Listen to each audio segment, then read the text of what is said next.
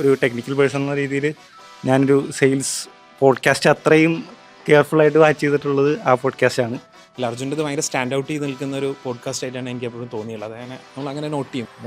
അതിനുശേഷം അദ്ദേഹത്തിൻ്റെ die hard ഫാനായി. സത്യം. I think that's a rare opportunity. I think I'm very fortunate because I met the right people at the right time. കുറേ നാളെ രാവിലെ ഞങ്ങളൊരു deal ലൂസാവാൻ chance ഉണ്ട്. അതിൻ്റെ ഏകദേശം പിക്ചർ എവിടെയൊക്കെയാണ് പലയൊന്നും കിട്ടിയിട്ടുണ്ട്. അപ്പോൾ So I just want to find that clarity.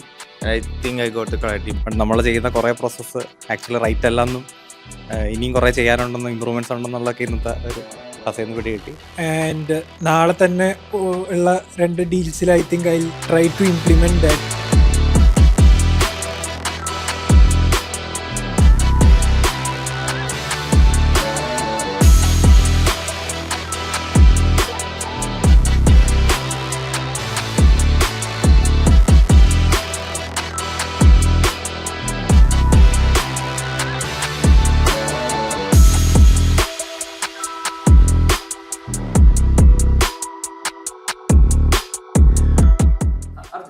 ഞാനൊരു B2B SaaS product build ചെയ്തു.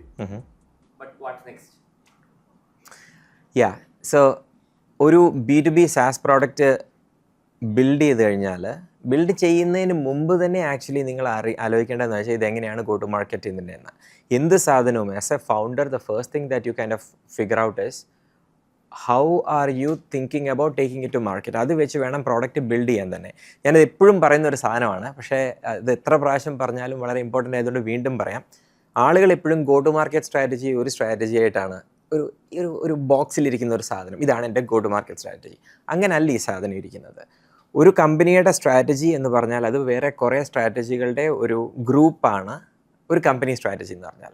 ആ കമ്പനി സ്ട്രാറ്റജിയിലെ പ്രോഡക്റ്റ് സ്ട്രാറ്റജി ഉണ്ട്, obviously you need to build the product.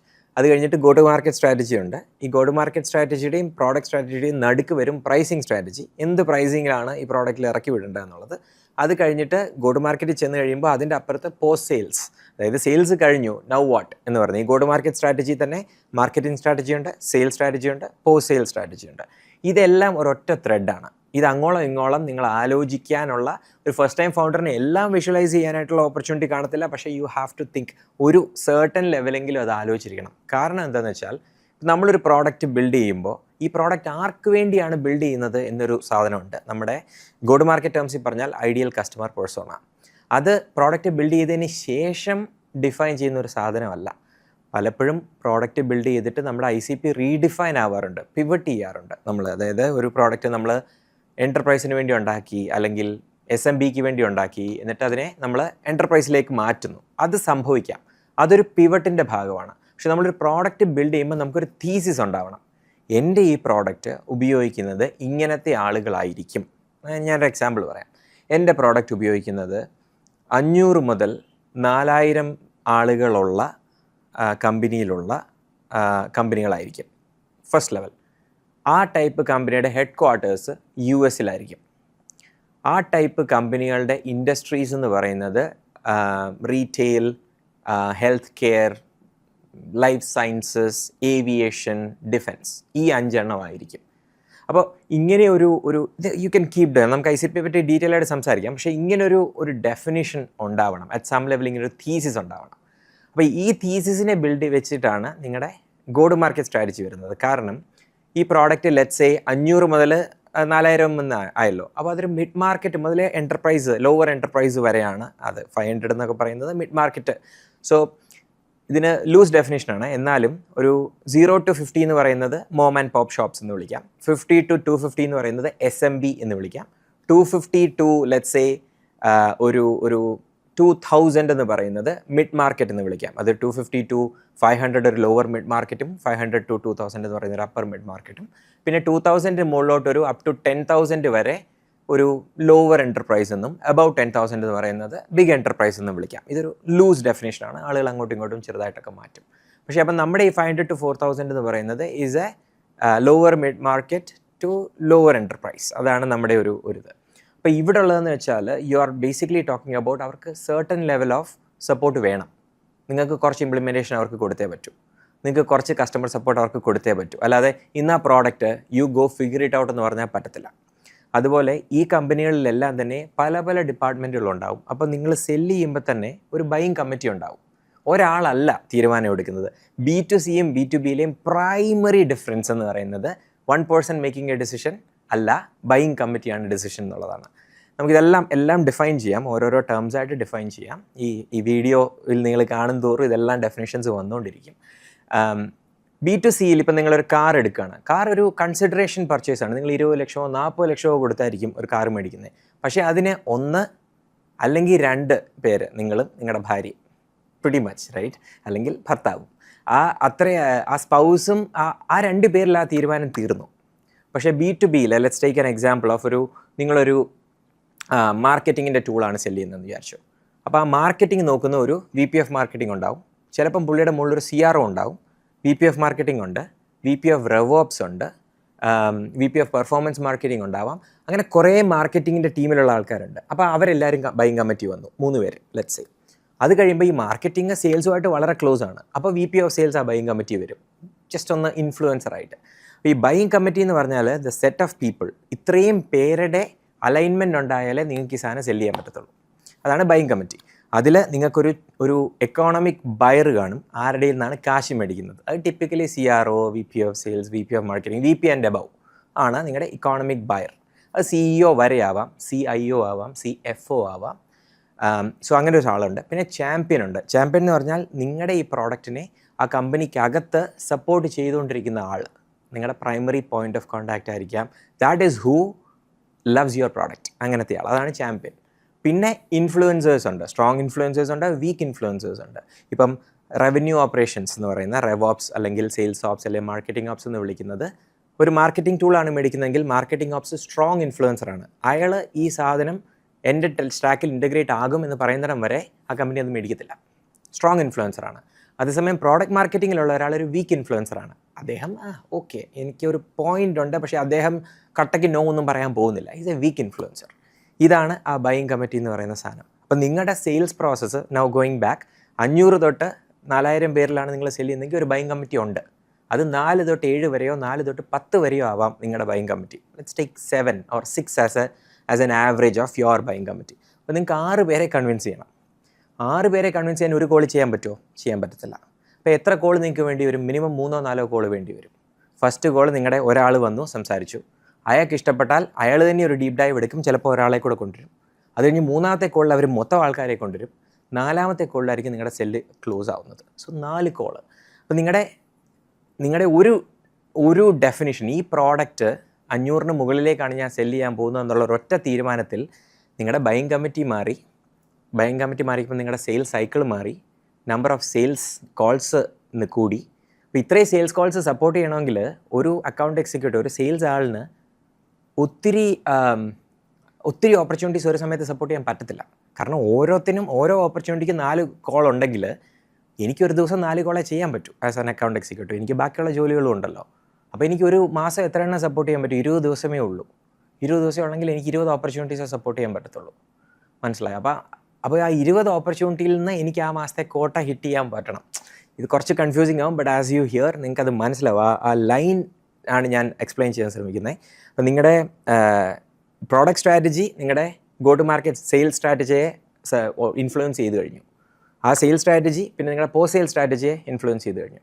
So the first thing, answering the question, നിങ്ങളൊരു പ്രോഡക്റ്റ് ബിൽഡ് ചെയ്തു, ഇനി എന്താണ് ചെയ്യേണ്ടത് എന്നതിന് മുമ്പ് നിങ്ങളൊരു പ്രോഡക്റ്റ് ബിൽഡ് ചെയ്യാൻ പോകുന്നു എന്നുള്ളതിൽ നിങ്ങളുടെ തീസിസ് എഴുതി വെക്കുക. ഓൾറെഡി ഇതാണ് എൻ്റെ തീസിസ്. ഈ ടൈപ്പ് ഓഫ് കമ്പനീസിന്, ഈ ടൈപ്പ് ഓഫ് ബയേഴ്സിന്, ഈ ടൈപ്പ് ഓഫ് പേഴ്സോണയ്ക്ക് ആണ് ഞാൻ ഈ പ്രോഡക്റ്റ് ബിൽഡ് ചെയ്യുന്നത്. എന്നിട്ട് ആ തീസിസും കൊണ്ട് നിങ്ങൾ പോയി സെല്ല് ചെയ്യാൻ പോവുക. Now I pause here. എന്നിട്ട് let us talk about the go to market. ഓക്കെ, ഇതിങ്ങനെ പറഞ്ഞു തുടങ്ങിയ ഒത്തിരി ഉണ്ട്. പക്ഷേ go to market strategy. എന്താണ് go to market strategy and ഏതൊക്കെ രീതിയിലുള്ള go to market strategies ആണ് കമ്പനീസ് ഇപ്പോൾ ഗോ ടു മാർക്കറ്റ് സ്ട്രാറ്റജി എന്ന് പറയുന്നത് at A very high level. ലോകത്ത് നിങ്ങളുടെ കസ്റ്റമേഴ്സ് ഉണ്ട്, അവരെവിടേക്കോ ഉണ്ട്. അവർ രാവിലെ എഴുന്നേൽക്കുന്നു, അവരുടെ ജോലി ചെയ്യുന്നു, ഉറങ്ങുന്നു. അവർ നിങ്ങളുടെ പ്രോഡക്റ്റിനെ അവെയർ ആക്കുക എന്നത് മുതൽ അവരെ കസ്റ്റമറായിട്ട് കൺവേർട്ട് ചെയ്യുക എന്നുള്ളത് കഴിഞ്ഞ്, അവരെ സപ്പോർട്ട് ചെയ്ത് അവരുടെ ഇംപ്ലിമെൻറ്റേഷൻ സക്സസ്ഫുൾ ആക്കുക എന്നുള്ളത് കഴിഞ്ഞ്, അവരെ നിങ്ങളുടെ അഡ്വക്കേറ്റ്സ് ആക്കി മാറ്റുക. അവർ പോയി വേറെ ആളെ റെഫർ ചെയ്തുകൊണ്ട് വരിക. ഇതാണ് ഗോ ടു മാർക്കറ്റ് സ്ട്രാറ്റജി. ഇതിൻ്റെ എൻഡ് ടു എൻഡ് ഫുള്ളായിട്ടുള്ള ഒരു സ്ട്രാറ്റജിക്കാണ് ഗോ ടു മാർക്കറ്റ് സ്ട്രാറ്റജി എന്ന് പറയുന്നത്. അപ്പോൾ ഫസ്റ്റ് തിങ് എന്താണ്, ഇപ്പോൾ നമുക്ക് അഗെയിൻ എക്സാമ്പിൾ എടുക്കാം. മുമ്പേ പറഞ്ഞ അതേ എക്സാമ്പിൾ തന്നെ നമ്മൾ ഇന്ന് പ്രിറ്റി മച്ച് കണ്ടിന്യൂ ചെയ്യാം. സോ ദാറ്റ് എല്ലാവർക്കും ഒരു 500 മുതൽ 4000 വരെ ഒരു മാർക്കറ്റിംഗ് ടൂളാണ് നമ്മൾ ബിൽഡ് ചെയ്യുന്നത്. അപ്പോൾ എന്താണ്, നമുക്ക് ഒരു VP ഓഫ് മാർക്കറ്റിങ്ങിനെയോ അല്ലെങ്കിൽ ഒരു CROയോ അല്ലെങ്കിൽ ഒരു ഡയറക്ടർ ഓഫ് മാർക്കറ്റിങ്ങിനെയോ ആണ് അവെയർ ആക്കേണ്ടത്.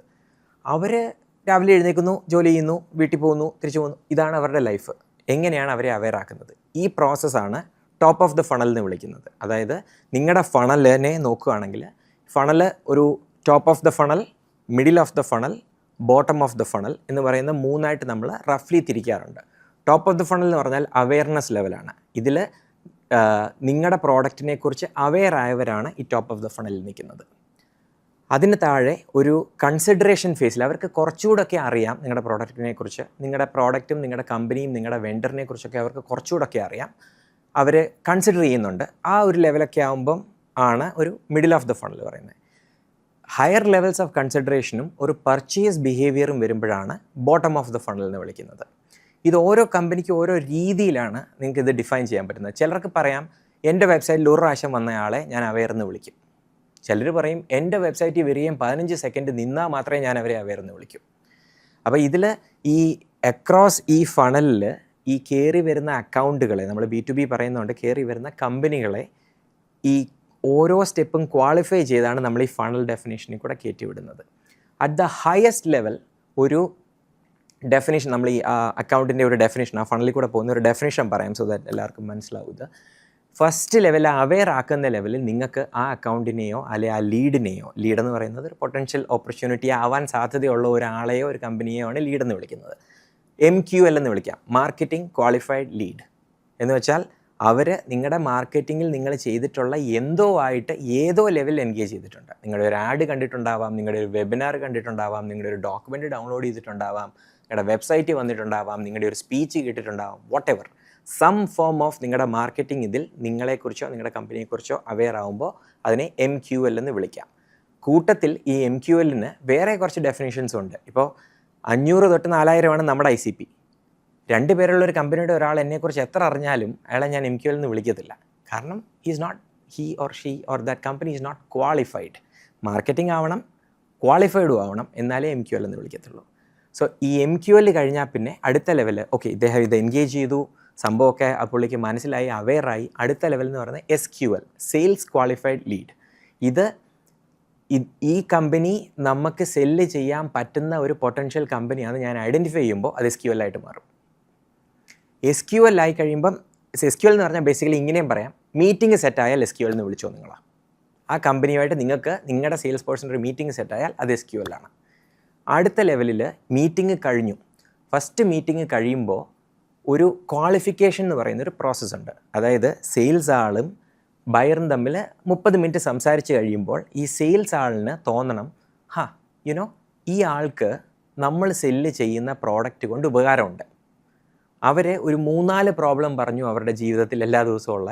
അതിലെ ആ 3-4 പ്രോബ്ലത്തിൽ ഒരു 1, 2, 3 മേ ബി 4 നമ്മുടെ പ്രോഡക്റ്റിന് സ്വീറ്റ് സ്പോട്ടാണ്, നമുക്കിത് സെല്ല് ചെയ്യാൻ പറ്റും എന്ന ആ സെയിൽസ് പേഴ്സണ് തോന്നിയാൽ അത് SAL ആവും, sales accepted lead. As A sales person ഞാനിത് അക്സെപ്റ്റ് ചെയ്തിരിക്കുന്നു, ഇത് സെയിൽസ് അക്സെപ്റ്റഡ് ലീഡാണ് എന്ന്. അപ്പോൾ SAL ആയി കഴിഞ്ഞു. പിന്നെ അവിടുന്ന് കുറേ സ്റ്റേജസ് ഉണ്ട്. അത് ഓരോ കമ്പനിക്ക് ഓരോ രീതി ഡിഫൈൻ ചെയ്യാം. പിന്നെ എന്താ, ഇപ്പം അടുത്ത ലെവലിൽ നിങ്ങൾക്ക് കൺസിഡറേഷൻ എന്നൊരു സ്റ്റേജ് ഉണ്ടാവാം. നിങ്ങൾ ഏത് CRM എടുത്ത് നോക്കിയാലും ആ CRMന് ബൈ ഡീഫോൾട്ട് കുറേ സ്റ്റേജസ് ഉണ്ട്. ഈ MQL SAL മുതൽ അല്ലെ SQL മുതൽ ഈ ക്ലോസ്ഡ് 1 എന്ന് വിളിക്കുന്നത്, അതായത് നമ്മൾ കിട്ടി ക്ലോസ്ഡ് 1 അല്ലെങ്കിൽ ക്ലോസ്ഡ് ലോസ്റ്റ്. ക്ലോസ്ഡ് എന്ന് വെച്ചാൽ ഈ ഡീല്, ഈ ഓപ്പർച്യൂണിറ്റി നമ്മൾ ക്ലോസ് ചെയ്തു, ഒന്നുകിൽ അത് 1 ആയി അല്ലെങ്കിൽ അത് ലോസ്റ്റ് ആയി. അവിടെ വരെയാണ് ഒരു CRMൽ സാധാരണ നിങ്ങൾക്ക് കാണാൻ പറ്റുന്നത്. ഏത് CRM വേണമെങ്കിലും നിങ്ങൾക്ക് എടുത്ത് നോക്കാം, HubSpot ഫ്രീ ആണ്, എടുത്ത് നോക്കാം. അപ്പോൾ അവിടെ കുറേ സ്റ്റേജസ് ഉണ്ട്. ഇതെല്ലാം ഓരോ ഡെഫിനേഷൻസ് ആണ്. നിങ്ങൾ ഫസ്റ്റ് ഗോൾ കഴിഞ്ഞു, ക്വാളിഫൈ ചെയ്തു, SAL ആയി. അടുത്ത ലെവലിൽ ചാമ്പ്യൻസ് വന്നു, അല്ലെ ബൈയിങ് കമ്മിറ്റി വരുമ്പം ബൈയിങ് കമ്മിറ്റി ഓൺ ബോർഡ് എന്നും പറഞ്ഞുകൊണ്ടൊരു സ്റ്റേജ് ഉണ്ടാക്കാം. അവർ നിങ്ങളുടെ സെക്യൂരിറ്റി റിവ്യൂ ചെയ്തുകൊണ്ടിരിക്കുകയാണെങ്കിൽ സെക്യൂരിറ്റി റിവ്യൂ എന്ന് പറയുന്ന ഒരു സ്റ്റേജ് ഉണ്ടാവാം. നിങ്ങൾക്ക് നിങ്ങൾ MSA എഗ്രിമെൻറ്റ് അയച്ചിട്ടുണ്ടെങ്കിൽ MSA സെൻറ്റ് എന്നും പറഞ്ഞുകൊണ്ടിരുന്നുണ്ടാവാം, പ്രപ്പോസൽ സെൻറ്റ് എന്നും പറഞ്ഞുകൊണ്ടിരുന്നുണ്ടാവാം, പൈലറ്റ് സ്റ്റാർട്ട് ചെയ്തു എന്ന് പറഞ്ഞ സ്റ്റേജ് ഉണ്ടാവാം. അതൊക്കെ നിങ്ങൾക്ക് സ്പെസിഫിക് ആണ്. നിങ്ങളുടെ കമ്പനിയെ നിങ്ങളെങ്ങനെയാണ് കാണുന്നത് എന്നുള്ളതിനനുസരിച്ചാണ് ആ സ്റ്റേജസ്. അത് നിങ്ങൾ ഫസ്റ്റ് ലെവലിൽ അത്രയൊന്നും വറീഡ് ആവരുത്. ആദ്യത്തെ സ്റ്റേജിൽ CRMൽ എന്തൊക്കെയാണോ ഡിഫോൾട്ട് ഉള്ളത് അത് നിങ്ങളുടെ രീതിയിൽ അങ്ങ് ആക്കുക, ഡിഫൈൻ ചെയ്യുക, മുന്നോട്ട് പോവുക. നിങ്ങൾ സ്കെയിലായി ഒരു VP of Salesനെയൊക്കെ കൊണ്ടുവരുമ്പോഴത്തേക്ക് എപ്പോഴും അത് കൊണ്ടുവരേണ്ടതെന്നൊക്കെ നമുക്ക് സംസാരിക്കണം. പക്ഷേ അപ്പോഴത്തേക്ക് ബാക്കിയുള്ള ഡെഫിനേഷനൊക്കെ ആൾ കൊണ്ടുവന്നോളും. സോ ഇതാണ് ഈ ഡെഫിനിഷൻസും ഈ ഫണലും. ഇപ്പൊ നമ്മൾ ഫൗണ്ടേഴ്സ് ആയിട്ട് എന്താ സെല് ചെയ്യണോ, അല്ലെങ്കിൽ എപ്പോഴാണ് നമ്മൾ ഫൗണ്ടർ എന്ന് പറയും? ഓക്കെ, അപ്പോൾ നമ്മൾ ഡിഫൈൻ ചെയ്തു. ടോപ്പ് ഓഫ് ദ ഫണൽ വന്നു, മിഡിൽ ഓഫ് ദ ഫണൽ വന്നു, ബോട്ടം ഓഫ് ദ ഫണൽ വന്നു, MQL, SQL, SAL, all of that full funnel ഇപ്പം നമ്മൾ മോർ ഓർ ലെസ് ഡിഫൈൻ ചെയ്തു. നൗ ദ ക്വസ്റ്റ്യൻ ഈസ്, എങ്ങനെയാണ് നിങ്ങളുടെ ബയേഴ്സിനെ ഈ ഫണലിൽ കൂടെ നിങ്ങൾ കൊണ്ടുവരുന്നത്? അതിൻ്റെ ഫസ്റ്റ് ലെവൽ എന്താണ്? ഈ ബയറിനെ നിങ്ങൾ എങ്ങനെ അവെയർ ആക്കുക എന്നുള്ളത്. ഇത് അവെയർ ആക്കാനായിട്ട് കുറേ അധികം സ്ട്രാറ്റജീസ് ഉണ്ട്. അതിൽ അഗെയിൻ നിങ്ങൾ പ്രോഡക്റ്റ് എങ്ങനെയാണ് ബിൽഡ് ചെയ്യുന്നത് എന്നുള്ളതിന് ഭയങ്കര ഡിപ്പെൻഡൻസ് ഉണ്ട്. 500 തൊട്ട് 4000 പേർക്ക് സെല്ല് ചെയ്തുകൊണ്ടിരിക്കുന്ന ഒരു പ്രോഡക്റ്റ് എന്ന് പറഞ്ഞാൽ ഒരു അത്യാവശ്യം കോൺട്രാക്ട് വാല്യൂ ഉള്ള ഒരു പ്രോഡക്റ്റ് ആയിരിക്കും. ഇപ്പം ഞാൻ പോയി 600 പേരുള്ള ഒരു കമ്പനിക്ക് $2000 പെർ ഇയറിന് സെല്ല് ചെയ്യത്തില്ല. സെല്ല് ചെയ്യരുത്. സെല്ല് ചെയ്താൽ അത് വർക്ക് ചെയ്യത്തില്ല. കാരണം നമ്മൾ ഓൾറെഡി പറഞ്ഞു കഴിഞ്ഞു, അത് 4 സെയിൽസ് കോൾ വേണം, പോസ്റ്റ് സെയിൽസ് വേണം, അത് വേണം, ഇത് വേണം. ഇതൊക്കെ നമുക്ക് സപ്പോർട്ട് ചെയ്യാനായിട്ട് there has to be enough meat on the bone. എന്ന് വെച്ചാൽ അത് സെല്ല് ചെയ്യുമ്പോൾ അതിൽ നിന്ന് ആവശ്യത്തിന് കാശ് നമുക്ക് കിട്ടിയാലേ നമുക്കിതൊക്കെ ചെയ്യാൻ പറ്റും. കുറച്ച് ഞാൻ എൻ്റെ ഈ വീഡിയോയിൽ കുറേ തമ്പ് റൂൾസ് പറയും. അത് നിങ്ങൾക്ക് ഒരു അലൈൻമെൻറ്റ് കിട്ടാൻ വേണ്ടിയാണ്. അങ്ങനെ വിചാരിച്ചാൽ മതി ഇനിയും പറയുന്ന 2-3 നമ്പേഴ്സ്. സാസിൻ്റെ സോഫ്റ്റ്വെയർ ആസ് എ സർവീസിൻ്റെ തമ്പ് റൂൾ എന്ന് പറഞ്ഞാൽ ഒരു കമ്പനി സ്റ്റാർട്ട് ചെയ്യുമ്പോൾ ഒരു 65%, 70% ഒക്കെ ആയിരിക്കും മാർജിൻ. ചിലപ്പോൾ 50 ആവാം. പ്രത്യേകിച്ച് AI വേൾഡിൽ AI കുറച്ചിപ്പോൾ എക്സ്പെൻസീവ് ആയതുകൊണ്ട് ഒരു 50, 60, 65 ഒക്കെ സ്റ്റാർട്ടിങ് മാർജിൻ. എന്ന് വെച്ചാൽ നിങ്ങൾ സെല്ല് ചെയ്യുന്ന പ്രോഡക്റ്റിൽ നിന്ന് അവർ 100 രൂപ തന്നാൽ നിങ്ങൾക്ക് 50 രൂപയേ ഉള്ളൂ, ബാക്കി ചിലവുണ്ട് എന്ന് പറയുന്ന സാധനം. അത് കഴിഞ്ഞിട്ട് പക്ഷേ ഒരു SaaS over a period of time 80 to 85% margins വരും ഒരു സാസ്. കാരണം ഓരോ കസ്റ്റമറെ സപ്പോർട്ട് ചെയ്യുന്നതും 100 പേരെ സപ്പോർട്ട് ചെയ്യുന്നതും 1000, 1,00,000 ആവുമ്പോൾ വലിയ വ്യത്യാസം വരത്തില്ല സാസിന്. Because of the way servers work ഇത്രയും വ്യത്യാസം വരാത്തതുകൊണ്ട് over a period of time margins കൂടും പ്രോഡക്റ്റിൻ്റെ മാത്രമായിട്ട്. കുറച്ച് ന്യൂവാൻസസ് ഉണ്ട് അവിടെ, പക്ഷേ ഇതാണ് അറ്റ് എ ഹൈ ലെവൽ. അപ്പോൾ നമ്മളൊരു B2B സാസ് പ്രോഡക്റ്റ് സെല് ചെയ്യാനാണെങ്കിൽ നിങ്ങളുടെ ഒരു ഫണ്ടമെൻ്റൽ തോട്ട് പ്രോസസ്സ് എന്തായിരിക്കും എന്ന് വെച്ചാൽ അത് ഇന്ത്യ സ്പെസിഫിക് ആയിട്ട് പറഞ്ഞാൽ $1,000 പെർ മന്ത് എങ്കിലും നിങ്ങളുടെ പ്രോഡക്റ്റിന് കോൺട്രാക്ട് വാല്യൂ വേണം. അതായത് 12,000 പെർ ഇയർ. അതിൽ താഴോട്ടാണെങ്കിൽ നിങ്ങൾക്ക് പാടാണ് ഈ സാധനം സെല് ചെയ്യാൻ. അത് നമ്മൾ മുന്നോട്ട് പോകുന്നതിനനുസരിച്ച് ഞാൻ എക്സ്പ്ലെയിൻ ചെയ്യാം എന്താണെന്ന്. പക്ഷേ ഇപ്പോൾ ഈ തമ്പ് റൂൾ കേൾക്കുക. ഐഡിയലി $18,000 ആക്കുക, അതായത് 1,500 പെർ മന്ത് ആക്കുക. ഇപ്പോൾ ഈ 600 പേരുടെയൊക്കെ പ്രോഡക്റ്റ് ഇപ്പം ഇത് സെല് ചെയ്യണമെങ്കിൽ നമ്മളിപ്പോൾ 4 കോൾ എന്ന് പറഞ്ഞു. 4 കോൾ സ്കെഡ്യൂൾ ചെയ്യാൻ തന്നെ 2 ആഴ്ച വീതം വേണം, ഇത്രയും പേരെ വെച്ച്. അപ്പോൾ തന്നെ 2 മാസം പോയി, 60 ദിവസം. ടിപ്പിക്കലി ഇപ്പം അങ്ങനത്തെ ഒരു സെല്ലാണെങ്കിൽ ഒരു 75 തൊട്ട് 90 ദിവസമായിരിക്കും അതിൻ്റെ ഒരു സെയിൽസ് സൈക്കിൾ. അത് ഈ B2B സാസിൽ നമ്മുടെ സെയിൽസ് സൈക്കിൾ ഒരിക്കലും വളരെ കുറച്ച് കേസസിലേ ഈ 1 മാസത്തിനുള്ളിൽ നടക്കത്തുള്ളൂ. മോസ്റ്റ് ഓഫ് ദ കേസസ് അതിൽ കൂടുതൽ കാണും. ഒരു 60 days to 90 days ഒക്കെ ആയിരിക്കും. ഈ കോൺട്രാക്ട് വാല്യൂ കൂടുന്നതിനനുസരിച്ച് ACV, ആനുവൽ കോൺട്രാക്ട് വാല്യൂ കൂടുന്നതിനനുസരിച്ച് അത് 6 മാസമാവാം, 1.5 വർഷമാവാം. ഞാൻ ഇൻവോൾവ് ഒരു ഡീല് ഞാൻ ചെയ്തിട്ടുണ്ട്. അത് ഞങ്ങൾ 19 മാസം എടുത്തു. പക്ഷേ 1.5 million ആയിരുന്നു ടോട്ടൽ കോൺട്രാക്ട് വാല്യൂ. ഒരു വർഷം 500K വീതം 3 വർഷത്തേക്ക് 1.5 million TCVയിലാണ്. അപ്പോൾ അതിന് 19 മാസം എടുക്കാം, കുഴപ്പമില്ല. പക്ഷേ $2,000 വേണ്ടി 19 മാസം എടുത്താൽ കമ്പനി പൂട്ടും. അതാണ് അതിൻ്റെ അകത്തെ ഡിഫറൻസ്. അപ്പോൾ 12,000 മിനിമം, 18,000 ഐഡിയൽ. ഈ 500 തൊട്ട് 4,000 വരെയുള്ള ഒരു ഇതാണെങ്കിൽ ഐ വുഡ് സേ അതിൻ്റെ ഒരു ACV ഷുഡ് ബി ഒരു 30,000 മുതൽ 60,000 വരെ ആയിരിക്കണം പെർ ഇയർ. ഇതൊക്കെ കേൾക്കുമ്പോൾ നിങ്ങൾ പെട്ടെന്ന് 30,000 രൂപ, കുറച്ച് പേരെങ്കിലും അറ്റ്ലീസ്റ്റ് $60,000 പെർ ഇയർ എന്നൊക്കെ. അതിൻ്റെ ഒന്ന് ബാക്കിലേക്ക് നീങ്ങി ചിന്തിച്ചു കഴിഞ്ഞാൽ ഈ പ്രൈസിങ് എന്ന് പറയുന്ന സാധനത്തിന് നിങ്ങളുടെ കോസ്റ്റുമായിട്ട് ഒരു ബന്ധവുമില്ല. ഇത് ഇപ്പം ഐഫോൺ എക്സാമ്പിൾ എടുക്കുക. നിങ്ങളെല്ലാവരും കേട്ടിട്ടുണ്ട് ചൈനയിൽ ഒരു ഐഫോൺ എന്തോ വിലയുണ്ട് എന്ന് ചോദിച്ചാൽ ഒരു $40, $35 വല്ലതും കാണും. ഞാൻ $1,100 കൊടുത്ത് മേടിച്ചിട്ടുണ്ട്, റൈറ്റ്. അപ്പോൾ പ്രൈസിങ്ങും നിങ്ങളുടെ ചിലവും തമ്മിൽ ഡയറക്റ്റ് കോറിലേഷൻ ഇല്ല. പ്രൈസിങ് എന്ന് പറയുന്നത് പെർസീവ്ഡ് വാല്യൂ ആണ്. അപ്പോൾ ഈ പെർസീവ്ഡ് വാല്യൂ എന്ന് പറയുന്നത് നിങ്ങളുടെ പ്രോഡക്റ്റ് മാത്രമല്ല, നിങ്ങളുടെ സെയിൽസ് പ്രോസസ്സിൽ, നിങ്ങളുടെ പോസ്റ്റ് സെയിൽസ് പ്രോസസ്സിൽ, നിങ്ങൾ അവർക്ക് കൊടുക്കുന്ന കോണ്ടൻറ്റിൽ, ഇതിലൊക്കെ ഉണ്ട് ആ വാല്യൂ. സോ ഡോണ്ട് തിങ്ക് അയ്യോ ഈ പ്രോഡക്റ്റിന് ഞാൻ ഇത്രയും കൊടുത്തിട്ടില്ല, എങ്ങനെ ഞാൻ ഇത്രയും കാശ് മേടിക്കും എന്ന് വിചാരിക്കരുത്. അത് പ്രൂവണായിട്ടുള്ള ഒരു മോഡലാണ്. സോ 18,000. പിന്നെ ഇപ്പം നമ്മളിപ്പോൾ ACVs ഏകദേശം പറഞ്ഞല്ലോ, ഇത്രയാണ്. പിന്നെ ഇതിന് മുകളിലേക്ക് നിങ്ങൾക്ക് എത്ര കിട്ടിയാലും അത് നല്ലതാണ്. അതിൽ തന്നെ ഈ ACV ക്വാർട്ടർലിയോ ആനുവലോ മേടിക്കാൻ പറ്റുകയാണെങ്കിൽ നല്ലതാണ്. മന്ത്ലി മേടിക്കുന്നതിന് പകരം ആനുവലി മേടിക്കാൻ പറ്റില്ല. അതിനുവേണ്ടി നിങ്ങളിപ്പോൾ ഒരു 12%, 15% ഡിസ്കൗണ്ട് കൊടുത്താലും കുഴപ്പമില്ല. കാരണം ആ ക്യാഷ് ഫ്ലോയ്ക്ക് ഭയങ്കര വാല്യൂ ഉണ്ട്. അതുകൊണ്ട് ആനുവൽ അപ്ഫ്രണ്ട് മേടിക്കാൻ പറ്റുവാണെങ്കിൽ ആനുവൽ അപ്ഫ്രണ്ട് മേടിക്കുക. Okay, now going back. Top of the ഫണലിൽ നിങ്ങൾ ഈ 600 പേരുള്ള ഒരു ആളുടെ VP of മാർക്കറ്റിങ്ങിനെ ടാർഗറ്റ് ചെയ്യണം. എങ്ങനെയൊക്കെ നിങ്ങൾക്ക് ടാർഗറ്റ് ചെയ്യാം? ഞാൻ 3-4 ഓപ്ഷൻസ് പറയാം. വളരെ ഏറ്റവും എളുപ്പം എന്താണെന്ന് വെച്ചാൽ നേരെ പോയി ഒരു ഡേറ്റ ടൂൾ മേടിക്കുക. ഒരു സൂം ഇൻഫോയോ, ഒരു അപ്പോളോയോ, ഒരു സീംലെസ്സോ, ഒരു ലുഷയോ, ഏതെങ്കിലും ഒരു സെയിൽസ് ഇൻ്റലിജൻസ് ടൂൾ മേടിക്കുക. ചുമ്മാ G2 പോയി സെയിൽസ് ഇൻ്റലിജൻസ് ടൂൾ എന്ന് സെർച്ച് ചെയ്യുക. കുറേ എണ്ണത്തിന് ഫ്രീ ട്രയൽ ഉണ്ട്, ഏതെങ്കിലുമൊക്കെ യൂസ് ചെയ്യുക. എന്നിട്ട് ആ ഡേറ്റ വെച്ചിട്ട് ഈ ആളുകളെ ട്രാക്ക് ചെയ്യുക. എന്നിട്ട് അവർക്ക് ഇമെയിൽ അയക്കാം, ലിങ്ക്ഡിൻ അയക്കാം, ഫോൺ വിളിക്കാം. വളരെ സിമ്പിൾ. ഇതിനെ SDR അപ്രോച്ച് എന്ന് പറയും, സെയിൽസ് ഡെവലപ്മെൻറ്റ് റെപ്രസെൻറ്റേറ്റീവ് എന്ന് പറയുന്ന അപ്രോച്ചാണിത്. ഇതിൽ നിങ്ങൾക്ക് റീച്ച് ഔട്ട് ചെയ്തിട്ട് ഇമെയിൽസ്, അതിന് ഒരു തൽക്കാലം ആ സ്ട്രാറ്റജി ഇതൊന്നായിട്ട് നമുക്ക് വെക്കാം. ഡീറ്റെയിലേക്ക് നമുക്ക് പോകാൻ നോക്കാം. രണ്ടാമത്തെ, ഇപ്പോൾ ട്രേഡ് ഷോസ്, മാർക്കറ്റിംഗ് സ്പെസിഫിക് ആയിട്ട് ഇഷ്ടംപോലെ ട്രേഡ് ഷോസ് നടക്കുന്നുണ്ട്. നിങ്ങൾക്ക് വേണ്ട ലൊക്കേഷൻ US ആണെന്ന് വിചാരിക്കും. ഫോർ നൗ നമ്മളതാണ് എക്സാമ്പിൾ എടുത്തത്. US ഒരു 20 നല്ല മാർക്കറ്റിംഗ് കോൺഫറൻസ് എങ്കിലും ഒരു വർഷം മിനിമം ഉണ്ട്. ഇപ്പം HubSpot inbound it's A good example. ഭയങ്കര മാർക്കറ്റിംഗ് ഹെവി ആയിട്ടുള്ള ഒരു ഇതാണ്. മാർക്കറ്റോയുടെ അഡോബി ബ്രേക്ക് ത്രൂ എന്ന് ഏതാണ്ടെന്ന് തോന്നുന്നു മാർക്കറ്റോയുടെ കോൺഫറൻസിൻ്റെ പേര്. അതുണ്ട്. പിന്നെ എല്ലാവർക്കും ഉണ്ട്. എല്ലാ മെയിനായിട്ടുള്ള വെൻഡേഴ്സിനും ഇതുപോലത്തെ ട്രേഡ് ഷോസ് ഉണ്ട്. അപ്പോൾ ആ ട്രേഡ് ഷോസിന് പോയി കഴിഞ്ഞാൽ നിങ്ങൾക്ക് ഈ VP of മാർക്കറ്റിംഗ് ആൾക്കാരെ കാണാൻ പറ്റും, പോയി മീറ്റ് ചെയ്യാൻ പറ്റും. അപ്പോൾ പോകുന്നതിന് മുമ്പ് തന്നെ നിങ്ങൾക്ക് അവരുമായിട്ട് ഈവൻ മീറ്റിംഗ് വരെ സെറ്റ് ചെയ്യാം. കാരണം ലിങ്ക്ഡിനിലൊക്കെ നോക്കിക്കഴിഞ്ഞാൽ I am going for B2B MX, who will be there എന്നൊക്കെ പറഞ്ഞ് പോസ്റ്റ് കാണുമ്പോൾ അവരുടെ ഇമെയിൽ എടുക്കുക, ഇമെയിൽ അയച്ചിട്ട് പറയാം ഞാനും ഉണ്ട്, നമുക്ക് മീറ്റ് ചെയ്താലോ അല്ലേ. അതാണ് ട്രേഡ് ഷോയുടെ ഒരു വേ. നിങ്ങൾക്ക് കുറച്ചുകൂടെ കാശുണ്ടെങ്കിൽ ട്രേഡ് ഷോയിൽ ഒരു ബൂത്ത് എടുക്കാം. ബൂത്ത് എടുത്താൽ നിങ്ങൾക്ക് വരുന്നവരെ എല്ലാം മീറ്റ് ചെയ്യാം, ഹസിൽ ചെയ്യാം. സോ അത് ട്രേഡ് ഷോസ് എന്ന് പറയുന്നൊരു പരിപാടി. മൂന്നാമത്തേത് പെർഫോമൻസ് മാർക്കറ്റിംഗ് എന്ന് പറയുന്നൊരു പരിപാടിയുണ്ട്. പെർഫോമൻസ് മാർക്കറ്റിംഗ് എന്ന് പറഞ്ഞാൽ എനി കൈൻഡ് ഓഫ് ആഡ്സിൽ തന്നെ ഇപ്പോൾ മെയിനായിട്ട് പറയുകയാണെങ്കിൽ സെർച്ച് ആഡ്സ് ഉണ്ട്. അതായത് ഗൂഗിളിൽ നിങ്ങളൊരു സാധനം സെർച്ച് ചെയ്യുമ്പോൾ പൊങ്ങി വരുന്ന ആഡ്സാണ് സെർച്ച് എഞ്ചിൻ ആഡ്സ് എന്ന് പറയുന്ന സാധനം. അത് ചെയ്യാം. അല്ലെങ്കിൽ സോഷ്യൽ ആഡ്സ് ഉണ്ട്. ഫേസ്ബുക്ക്, ഇൻസ്റ്റാഗ്രാമിലൊക്കെ നിങ്ങൾക്ക് ഇഷ്ടംപോലെ ആഡ്സ് വരുന്നുണ്ട്. അത് വീഡിയോ ആവാം, ബാനർ ആവാം, പല ടൈപ്പ് ആഡ്സ് ഉണ്ട്. പക്ഷേ അത് പെർഫോമൻസ് മാർക്കറ്റിങ്ങിൻ്റെ അകത്ത് നിങ്ങൾക്ക് പെയ്ഡ് ആഡ്സ് കൊടുക്കാൻ പറ്റും. നാലാമത്തെ SEO എന്ന് പറയുന്നത് സെർച്ച് എഞ്ചിൻ ഒപ്റ്റിമൈസേഷൻ. ഇപ്പോഴത്തെ കാലത്ത് സെർച്ച് എഞ്ചിൻ ഒപ്റ്റിമൈസേഷനെക്കാളും കൂടുതൽ ഒരു AI എഞ്ചിൻ ഒപ്റ്റിമൈസേഷനാണ് ചെയ്യേണ്ടത്. പണ്ട് ഗൂഗിളിൽ 10 ബ്ലൂ ലിങ്ക്സ് വരുന്നതിന് പകരം ഇപ്പോൾ ഒരു ഫുൾ ആൻസർ ആണല്ലോ.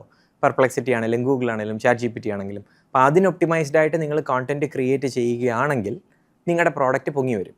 ഇപ്പോൾ ആസ് ആൻ എക്സാമ്പിൾ, ഇപ്പോൾ റെഡിറ്റ് ഭയങ്കരമായിട്ട് ഈ ChatGPT വേൾഡിൽ പൊങ്ങി വരുന്നുണ്ട്. പണ്ടത്തേക്കാട്ടിലും കൂടുതൽ പൊങ്ങി വരുന്നുണ്ട് റെഡിറ്റ്. അപ്പോൾ നിങ്ങൾക്ക് നിങ്ങളുടെ പ്രോഡക്റ്റിനെ കുറിച്ച് റെഡിറ്റിൽ ഓൾറെഡി എഴുതിയിട്ടുണ്ടെങ്കിൽ, അല്ലെങ്കിൽ നിങ്ങൾ ആവശ്യത്തിന് കോണ്ടൻറ്റ് റെഡിറ്റിൽ ക്രിയേറ്റ് ചെയ്തിട്ടുണ്ടെങ്കിൽ ആൾക്കാർ ഓട്ടോമാറ്റിക്കലി നിങ്ങളുടെ വെബ്സൈറ്റിൽ വരും. ആസ് ആൻ എക്സാമ്പിൾ, അതിപ്പോൾ റെഡിറ്റ് ആവാം, കോറെ ആവാം, അതുപോലത്തെ ഒരുപാട് സ്ഥലങ്ങളുണ്ട് where you can write. So SEO എന്ന് പറയുന്ന ഒരു സാധനം, സെർച്ച് എഞ്ചിൻ ഒപ്റ്റിമൈസേഷൻ. ഇപ്പം നമ്മൾ ഇതിങ്ങനെ കിടക്കും. ഇതിങ്ങനെ ഐ ഡോണ്ട് നോ 15 ചാനൽസ് ഉണ്ടാവാം. ഇതുപോലെ നിങ്ങൾക്ക് ഓരോന്നായിട്ട് ചെയ്യാൻ പറ്റുന്ന കാര്യങ്ങൾ. ഇപ്പോൾ ഡയറക്റ്റ് മെയിൽ ചെയ്യുന്ന ആൾക്കാരുണ്ട്. അതായത് ഒരു പോസ്റ്റ് കാർഡ് എഴുതിയിട്ട്, hello Arjun, I M the CEO of this company, എനിക്ക് നിങ്ങളെ മീറ്റ് ചെയ്യാൻ താല്പര്യമുണ്ട്, അതുകൊണ്ട് നിങ്ങളുടെ ഇമെയിൽ വരെ ക്ലട്ടേഡ് ആയതുകൊണ്ട് ഞാനിത് പോസ്റ്റ് കാർഡ് അയക്കാം. ഞാൻ വൈൻ ബോട്ടിൽ അയച്ചിട്ടുണ്ട്. $30 വൈൻ ബോട്ടിൽ, $12 ഡെലിവറി, 30 പേരെ എടുത്തിട്ട് ഞാൻ 30 പേർക്കും വൈൻ ബോട്ടിൽ അയച്ചു. $1000 ചിലവ് വന്നു. അതിൽ നിന്ന് എനിക്ക് ഏതാണ്ട് 12 മീറ്റിങ്ങോ 14 മീറ്റിങ്ങോ മറ്റോ കിട്ടി. അത് ഭയങ്കര ലാഭമാണ്. കാരണം ഒരു മീറ്റിങ്ങിന് ഇപ്പോൾ നമ്മൾ മുമ്പേ പറഞ്ഞ കണക്കുണ്ടല്ലോ, $18,000 എനിക്ക് ഒരാൾക്ക് സെല്ല് ചെയ്യുമ്പോൾ എനിക്ക് $18,000 കിട്ടുമെന്ന് വിചാരിച്ചു. ആ $18,000 കിട്ടുമെങ്കിൽ ആ ലീഡിനെ എത്ര രൂപയ്ക്ക് എനിക്ക് അക്വയർ ചെയ്യാൻ പറ്റുമെന്നൊരു ചോദ്യം ഉണ്ടല്ലോ. അതിങ്ങനെ ആലോചിക്കുമ്പോൾ ആ $18,000 ലെറ്റ്സ് സേ, ഞാൻ കുറേ നമ്പേഴ്സ് ഇപ്പോൾ പറയാം. മുമ്പേ പറഞ്ഞ SQL എന്ന് പറയുന്ന സാധനം, ലെറ്റ്സ് സേ ഒരു SQL to SAL ആദ്യം MQL പറയാം. 100 പേര് MQLs ആയാൽ എത്ര പേര് SQLs ആവും എന്നുള്ളത്. Let's say MQL to SQL conversion is നമുക്ക് 10% ഒന്ന് എടുക്കാം. അതായത് 100 പേരെ മാർക്കറ്റിംഗ് എൻഗേജ് ചെയ്ത 10 പേര് SQL ആവും, സെയിൽസ് ക്വാളിഫൈഡ് മീറ്റിങ്ങുകളാവും എന്ന് പറയുന്നത്. ആ 10 പേര് മീറ്റിങ്ങുകളാവുമ്പോൾ അതിൽ നിന്ന് ഒരു 7-8 പേരെങ്കിലും സെയിൽസ് അക്സെപ്റ്റഡ് ലീഡ്സ് ആവണം. ഇല്ലെങ്കിൽ അതിൽ നിന്ന് ആകെ 2 പേരെ ആവുന്നുള്ളെങ്കിൽ നിങ്ങൾ you are putting wrong meetings. എന്നിട്ട് നിങ്ങളുടെ സെയിൽസ് ആൾക്കാരുടെ സമയം കളയുക. അവരുടെ സമയത്തിനാണ് നിങ്ങൾ കാശ് കൊടുത്തുകൊണ്ടിരിക്കുന്നത്. സോ അവിടെ കൺവേർഷൻ ഹൈ ആയിരിക്കണം. മാർക്കറ്റിംഗിൽ നിന്ന് SQLിലേക്കുള്ളത് എത്ര ആണെങ്കിലും ഇറ്റ്സ് കൈൻഡ് ഓഫ് ഓക്കെ. പക്ഷേ SQLിൽ നിന്ന് SAL ആവുന്നത് ഒത്തിരി കുറഞ്ഞു പോയി കഴിഞ്ഞാൽ പണിയാണ്. അപ്പോൾ ഈ SAL ആവുന്ന അപ്പം 8 പേര് ക്വാളിഫൈഡ് ആയി. ഇനി ആ 8-ൽ നിന്ന് നിങ്ങൾക്ക് ക്ലോസ് ചെയ്യണം. ലെറ്റ്സ് സേ നിങ്ങളുടെ കൺവേർഷൻ അവിടുന്ന് SALൽ നിന്ന് ക്ലോസ് ടു 1 എന്ന് പറയുന്നത് 20% എന്ന് വിചാരിച്ചു. അതായത് 1 in 5. അപ്പോൾ 8 പേര് വന്നു കഴിഞ്ഞാൽ നിങ്ങൾ ഏതാണ്ട് 1.5 കസ്റ്റമറിനെ ക്ലോസ് ചെയ്യും. 1.5 കസ്റ്റമർ എന്ന് പറഞ്ഞാൽ 18,000 + 9,000 27,000 ACV കിട്ടും നിങ്ങൾക്ക്. അപ്പോൾ 100 MQLിൽ നിന്ന് നിങ്ങൾക്ക് $27,000 കിട്ടും. ഇതാണ് കണക്ക്. അങ്ങനെയാണെങ്കിൽ നിങ്ങൾക്ക് ഈ 100 MQLിനെ കിട്ടാൻ എത്ര രൂപ വരെ സ്പെൻഡ് ചെയ്യാം എന്നുള്ളത്, അത് honestly speaking at a startup ടേംസിൽ പറയുകയാണെങ്കിൽ ഒരു പകുതി വരെ ആവാം. അതായത് 27,000-ൻ്റെ പകുതി എടുത്തോ, 1, 3, 13,500. അതായത് 100 പേരെ കിട്ടാൻ $13,500 വരെ സ്പെൻഡ് ചെയ്തു എന്ന് വിചാരിക്കുക. ഇതിൻ്റെ അകത്തൊന്നും എക്സാക്ട് മാത്ത് അല്ല കേട്ടോ. ഞാനൊരു ഫ്രെയിം വർക്ക് തരികയാണ് നിങ്ങൾക്ക് ആലോചിക്കാൻ. $13,500 സ്പെൻഡ് ചെയ്യാം. ഈ പറയുന്ന 100 പേരെ അക്വയർ ചെയ്യുമെങ്കിൽ ഒരാളെ അക്വയർ ചെയ്യാൻ $135 ചെയ്യാവുന്നതാണ്. അപ്പം ഞാൻ ഇനി വൈൻ ബോട്ടിലിൻ്റെ എക്സാമ്പിളിലേക്ക് വന്നാൽ, ഞാൻ $1,200 മുടക്കി 14 പേരെ എനിക്ക് മീറ്റിംഗ് കിട്ടിയെങ്കിൽ എനിക്ക് എൻ്റെ ടോട്ടൽ ചിലവ് $80 ആവുന്നുള്ളൂ ഒരു മീറ്റിംഗ് കിട്ടാനായിട്ട്. എനിക്ക് $135 വരെ സ്പെൻഡ് ചെയ്യാം. ലാഭമായി എനിക്ക്, റൈറ്റ്? അപ്പോൾ തുടക്കത്തിൽ നിങ്ങൾ ഇത്രയൊന്നും ഒപ്റ്റിമൈസേഷൻ ആലോചിക്കേണ്ട ആവശ്യമില്ല. പക്ഷേ നിങ്ങൾക്ക് ആ ക്വാളിഫൈഡ് ആളിനെ നിങ്ങളുടെ ടോപ്പ് ഓഫ് ദ ഫണലിൽ കൊണ്ടുവന്ന് SQLിൽ കൊണ്ടുവന്ന് SALൽ എത്തിക്കുക എന്നുള്ളതാണ് ഫോക്കസ്. അതിന് വേണ്ട ഒരു സ്ട്രാറ്റജി കണ്ടുപിടിക്കണം. ഇനിയും നമ്മളിപ്പോൾ പറഞ്ഞ ഇതിൽ നിന്ന് കുറച്ചുകൂടെ മാറി ഇനിയിപ്പോൾ നിങ്ങളുടെ ACV, നിങ്ങളുടെ നിങ്ങൾ ഒരു അക്കൗണ്ടിങ് പ്രോഡക്റ്റാണ് സെല്ല് ചെയ്യുന്നത്, ക്വിക്ക് ബുക്സിന് പോലത്തെ ഒരു പ്രോഡക്റ്റാണ് സെല്ല് ചെയ്യുന്നത്, അല്ലെങ്കിൽ ഒരു ഡിസൈൻ, കൊച്ചു ഡിസൈൻ പ്രോഡക്റ്റാണ് നിങ്ങൾ സെല്ല് ചെയ്യുന്നത്. അപ്പോൾ അതിന് നിങ്ങൾക്ക് 18,000 കിട്ടത്തില്ല എന്ന് വിചാരിക്കാം. അങ്ങനെ ആകുമ്പോൾ നിങ്ങൾ സെയിൽസ് ഫസ്റ്റായിട്ടുള്ള മോഡൽസ് ഫോളോ ചെയ്യരുത്. നമ്മളിപ്പോൾ പറഞ്ഞ മോഡൽ എല്ലാത്തിനെയും നമ്മൾ വിളിക്കുന്നത് സെയിൽസ് ലെഡ് ഗ്രോത്ത് എന്നാണ്, SLG. വേറെയുള്ളത് മാർക്കറ്റിംഗ് ലെഡ് ഗ്രോത്ത് എന്ന് പറയുന്ന സാധനമുണ്ട്, പ്രോഡക്റ്റ് ലെഡ് ഗ്രോത്ത് എന്ന് പറയുന്ന സാധനമുണ്ട്. ഞാൻ എക്സാമ്പിളായിട്ട് പറയാം. ഫ്രഷ് ഡെസ്ക് ആയിരുന്ന കാലം മുതൽ ഇപ്പോൾ ഫ്രഷ് വർക്ക്സ് ആയിരിക്കുന്ന കാലം നമുക്കൊക്കെ അറിയാവുന്ന കമ്പനി. ഫ്രഷ് വർക്ക്സ് ചെയ്തതെന്ന് വെച്ചാൽ അവരാദ്യം SEO ക്രാക്ക് ചെയ്തു, ഒരുപാട് content generate. By the way, fresh വർക്ക്സിന് മുമ്പ് സോഹോയാണ് ഇത് ആദ്യം ചെയ്തത്. പക്ഷേ നമുക്ക് ഫ്രഷ് വർക്ക്സ് എടുക്കാം, കാരണം നമുക്കൊക്കെ അറിയാവുന്ന ഒരു ഇതായതുകൊണ്ട്. ഇഷ്ടംപോലെ കോണ്ടൻറ്റ് ജനറേറ്റ് ചെയ്ത് അവരുടെ വെബ്സൈറ്റിൽ ഒരുപാട് ആൾക്കാർ വന്നു. അത് മാർക്കറ്റിംഗ് ലെഡാണ്. അപ്പോൾ ഒരു സെയിൽസ് ആളും പോയി അവരോട് മിണ്ടിയിട്ടല്ല, ഇമെയിൽ അയച്ചിട്ടില്ല, ഓർഗാനിക്കലി ഒരു ബ്ലോഗ് പോസ്റ്റ് വന്നു. ബ്ലോഗ് പോസ്റ്റ് വായിച്ചേച്ച് ഹോം പേജ് ക്ലിക്ക് ചെയ്ത് അല്ലെങ്കിൽ ലോഗോയെ ക്ലിക്ക് ചെയ്ത് ഹോം പേജിൽ പോയി എന്താ ഈ ഫ്രഷ് വർക്ക്സ് അല്ലെങ്കിൽ ഫ്രഷ് ഡെസ്ക് ചെയ്യുന്നതെന്ന് നോക്കി. അത് മാർക്കറ്റിംഗ് ലെഡാണ്. അവിടുന്ന് ഒരു ബട്ടണുണ്ട്, ദാറ്റ് സൈസ് ഫ്രീ ട്രയൽ. ആ ഫ്രീ ട്രയലിൽ ക്ലിക്ക് ചെയ്ത് കഴിഞ്ഞാൽ 14 ദിവസത്തെ ഫ്രീ ട്രയൽ ഉണ്ട്. അതാണ് പ്രോഡക്റ്റ് ലെഡ്. അവിടെയും സെയിൽസ് ആളിനോട് മിണ്ടിയിട്ടില്ല, നിങ്ങൾ ഈ പ്രോഡക്റ്റ് ഉപയോഗിച്ച് നോക്കിക്കോളൂ എന്ന് പറയും. അത് പ്രോഡക്റ്റ് ലെഡായി. പ്രോഡക്റ്റിനകത്ത് കയറി അവർ യൂസ് ചെയ്ത് തുടങ്ങി. എന്നിട്ട് അതിന് അവർക്ക് ഓൺ ബോർഡ് ചെയ്യാനായിട്ടൊരു സെൽഫ് ഓൺ ബോർഡിങ്ങിന് വേണ്ട കറക്റ്റായിട്ടുള്ള കെറൗസൽസും വിസാർഡ്സും എല്ലാം മെസ്സേജസും എല്ലാം സെറ്റ് ചെയ്ത് വെച്ചിട്ടുണ്ട്.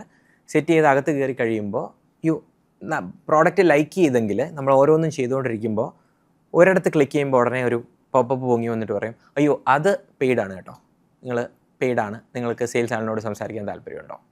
അപ്പോൾ ഒരു മാർക്കറ്റിംഗ് ലെഡായിട്ട് വന്ന എൻജിൻ പ്രോഡക്റ്റ് ലെഡായിട്ട് കൺവേർട്ടായിട്ട് പ്രോഡക്റ്റ് ലെഡിൽ നിന്ന് സെയിൽസ് ലെഡായിട്ട് കൺവേർട്ടായി. ഈ ഒരു ഫണലാണ് അവർ വർക്കൗട്ട് ചെയ്തത്. അപ്പോൾ ഫ്രഷ് വർക്ക്സിന് ആദ്യത്തെ അവരുടെ കോൺട്രാക്ട് വാല്യൂ $2,000 താഴെയായിരുന്നു ഒരു വർഷം.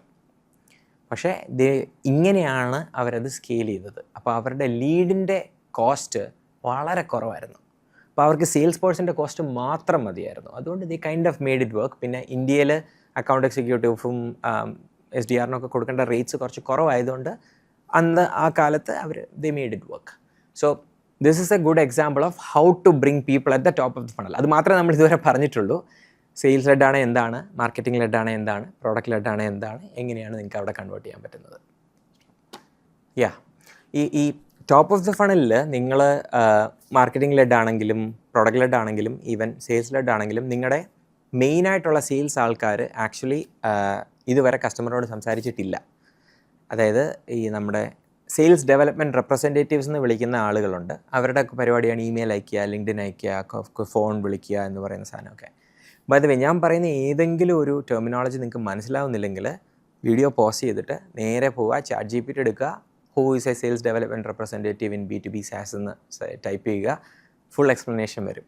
നിങ്ങൾക്ക് കൂട്ടത്തിൽ വേണമെങ്കിൽ എന്നെക്കൊണ്ട് പറ്റുന്നതെല്ലാം ഞാൻ എക്സ്പ്ലെയിൻ ചെയ്യുന്നുണ്ട്. അപ്പോൾ SDR വന്നു. നിങ്ങളുടെ പ്രോഡക്റ്റിൻ്റെ ഡീപ്പർ സെയിൽസ് പ്രോസസ്സ് സ്റ്റാർട്ട് ചെയ്യുന്നത് ഈ മിഡിൽ ഓഫ് ദ ഫണൽ അല്ലെ ബോട്ടം ഓഫ് ദ ഫണൽ എന്ന് പറയുന്ന സ്ഥലത്താണ്. അവിടെയാണ് നിങ്ങളുടെ അക്കൗണ്ട് എക്സിക്യൂട്ടീവിനെ നിങ്ങൾ ഇൻട്രൊഡ്യൂസ് ചെയ്യുന്നത് കസ്റ്റമറിന്. ഈ അക്കൗണ്ട് എക്സിക്യൂട്ടീവാണ് ആക്ച്വലി ഉള്ള സെയിൽസ് പേഴ്സൺ. ഇദ്ദേഹത്തിൻ്റെ ജോലിയാണ് ഒരു ഇൻട്രസ്റ്റ് ഉള്ള ആളിനെ ആദ്യത്തെ മീറ്റിംഗ് മുതൽ ക്ലോസ്ഡ് വൺ വരെ എത്തിക്കുക എന്ന് പറയുന്ന ധർമ്മം ചെയ്യുന്ന ആളാണ് അക്കൗണ്ട് എക്സിക്യൂട്ടീവ്. ഇതിന് പല ഫേസസ് ഉണ്ട്. ഇതിൻ്റെ മോസ്റ്റ് ഇമ്പോർട്ടൻറ്റ് ഫേസ് എന്ന് പറഞ്ഞു കഴിഞ്ഞാൽ ഫസ്റ്റ് ഫേസ് ആണ്. അതിൽ ക്വാളിഫിക്കേഷൻ എന്ന് പറയും. ഈ സെയിൽ നമ്മൾ മുമ്പേ പറഞ്ഞില്ലേ, SQL ആയിട്ട് വരുന്ന ഒരാളെ SAL ആവുമോ ഇല്ലയോ എന്നുള്ള സാധനം അത് ചെയ്യുന്നത് ഈ ക്വാളിഫിക്കേഷൻ പ്രോസസ്സിലാണ്. ക്വാളിഫിക്കേഷൻ പ്രോസസ്സിന് ഒരുപാട് മെത്തഡോളജീസ് ഉണ്ട്. വളരെ ഇതിപ്പം മെഡിക് എന്ന് പറയുന്നതുണ്ട്, സെയിൽസ് മെത്തഡോളജീസ് ഒത്തിരി ഉണ്ട്. Spin selling, Challenger selling, band ഉണ്ട്. ബാൻറ്റ് ഇപ്പം കുറച്ച് ഇപ്പോഴത്തെ കണ്ടീഷനിൽ മെഡിക്കും മെഡ്പിക്കുമാണ് ഏറ്റവും കൂടുതൽ ആൾക്കാർ യൂസ് ചെയ്തുകൊണ്ടിരിക്കുന്നത് ആസ് എ മെത്തഡോളജി. പക്ഷേ നമ്മൾ ഈ പറഞ്ഞുകൊണ്ടിരിക്കുന്ന ഫസ്റ്റ് ലെവലിൽ ഇതിനെക്കുറിച്ച് അധികം വറീഡ് ആവണ്ട. ഒരു സ്കെയിൽഡ് ടീമിൽ വരുമ്പോഴാണ് ഈ മെഡിക്കും മെഡ്പിക്കും ഒക്കെ ചെയ്യേണ്ടത്. നിങ്ങളുടെ ലെവലിൽ മനസ്സിലാക്കേണ്ടത് ക്വാളിഫിക്കേഷൻ എന്ന് പറയുന്ന സാധനം നിങ്ങൾ നന്നായിട്ട് ചെയ്യണം. ക്വാളിഫിക്കേഷനെ ഒരു ഡെഫിനിഷൻ ഉണ്ടാക്കണം. How do you define A qualified lead? അപ്പോൾ അതിന് എന്താണ്, ഇയാൾ ഇന്ന കമ്പനിയിൽ ICPയിലാണോ കമ്പനി വൈസ്, അത് ഫസ്റ്റ്, അത് ചെക്കായിരിക്കണം. 2, എനിക്ക് സംസാരിക്കേണ്ട പെർസോണെ ആണോ? അതായത് ഇപ്പം ഞാൻ മാർക്കറ്റിങ്ങിന് സെല്ല് ചെയ്യുന്നു, എനിക്ക് കിട്ടിയേക്കുന്ന ആൾ കസ്റ്റമർ സപ്പോർട്ടിൻ്റെ ലീഡാണെങ്കിൽ അത് അതൊരു പെർഫെക്റ്റ് ലീഡ് അല്ല എനിക്ക്. അപ്പോൾ അതിനെ SQL ആക്കാൻ പറ്റത്തില്ല, അല്ലെ SAL ആക്കാൻ പറ്റത്തില്ല അറ്റ് ദാറ്റ് പോയിൻറ്റ്. അടുത്ത ഇതെന്ന് വെച്ചാൽ ഇയാൾക്ക് എൻ്റെ പ്രോഡക്റ്റ് സെല്ല് ചെയ്യുന്ന അല്ലെ സോൾവ് ചെയ്യുന്നൊരു പ്രോബ്ലം ഉണ്ട്. ആ പ്രോബ്ലം ഇദ്ദേഹത്തിനുണ്ടോ ഇല്ലയോ? ഇത് മനസ്സിലാക്കണമെങ്കിൽ you have to ask a set of questions. ആ ക്വസ്റ്റ്യൻസിൻ്റെ പേരാണ് ഡിസ്കവറി ക്വസ്റ്റ്യൻസ്. ഇത് എഴുതിയിടണം. നിങ്ങളുടെ ഡിസ്കവറി ക്വസ്റ്റ്യൻസ് ഏതൊക്കെയാണെന്ന് നിങ്ങൾ എഴുതിയിടണം. ഞാൻ എക്സാമ്പിൾസ് പറയാം.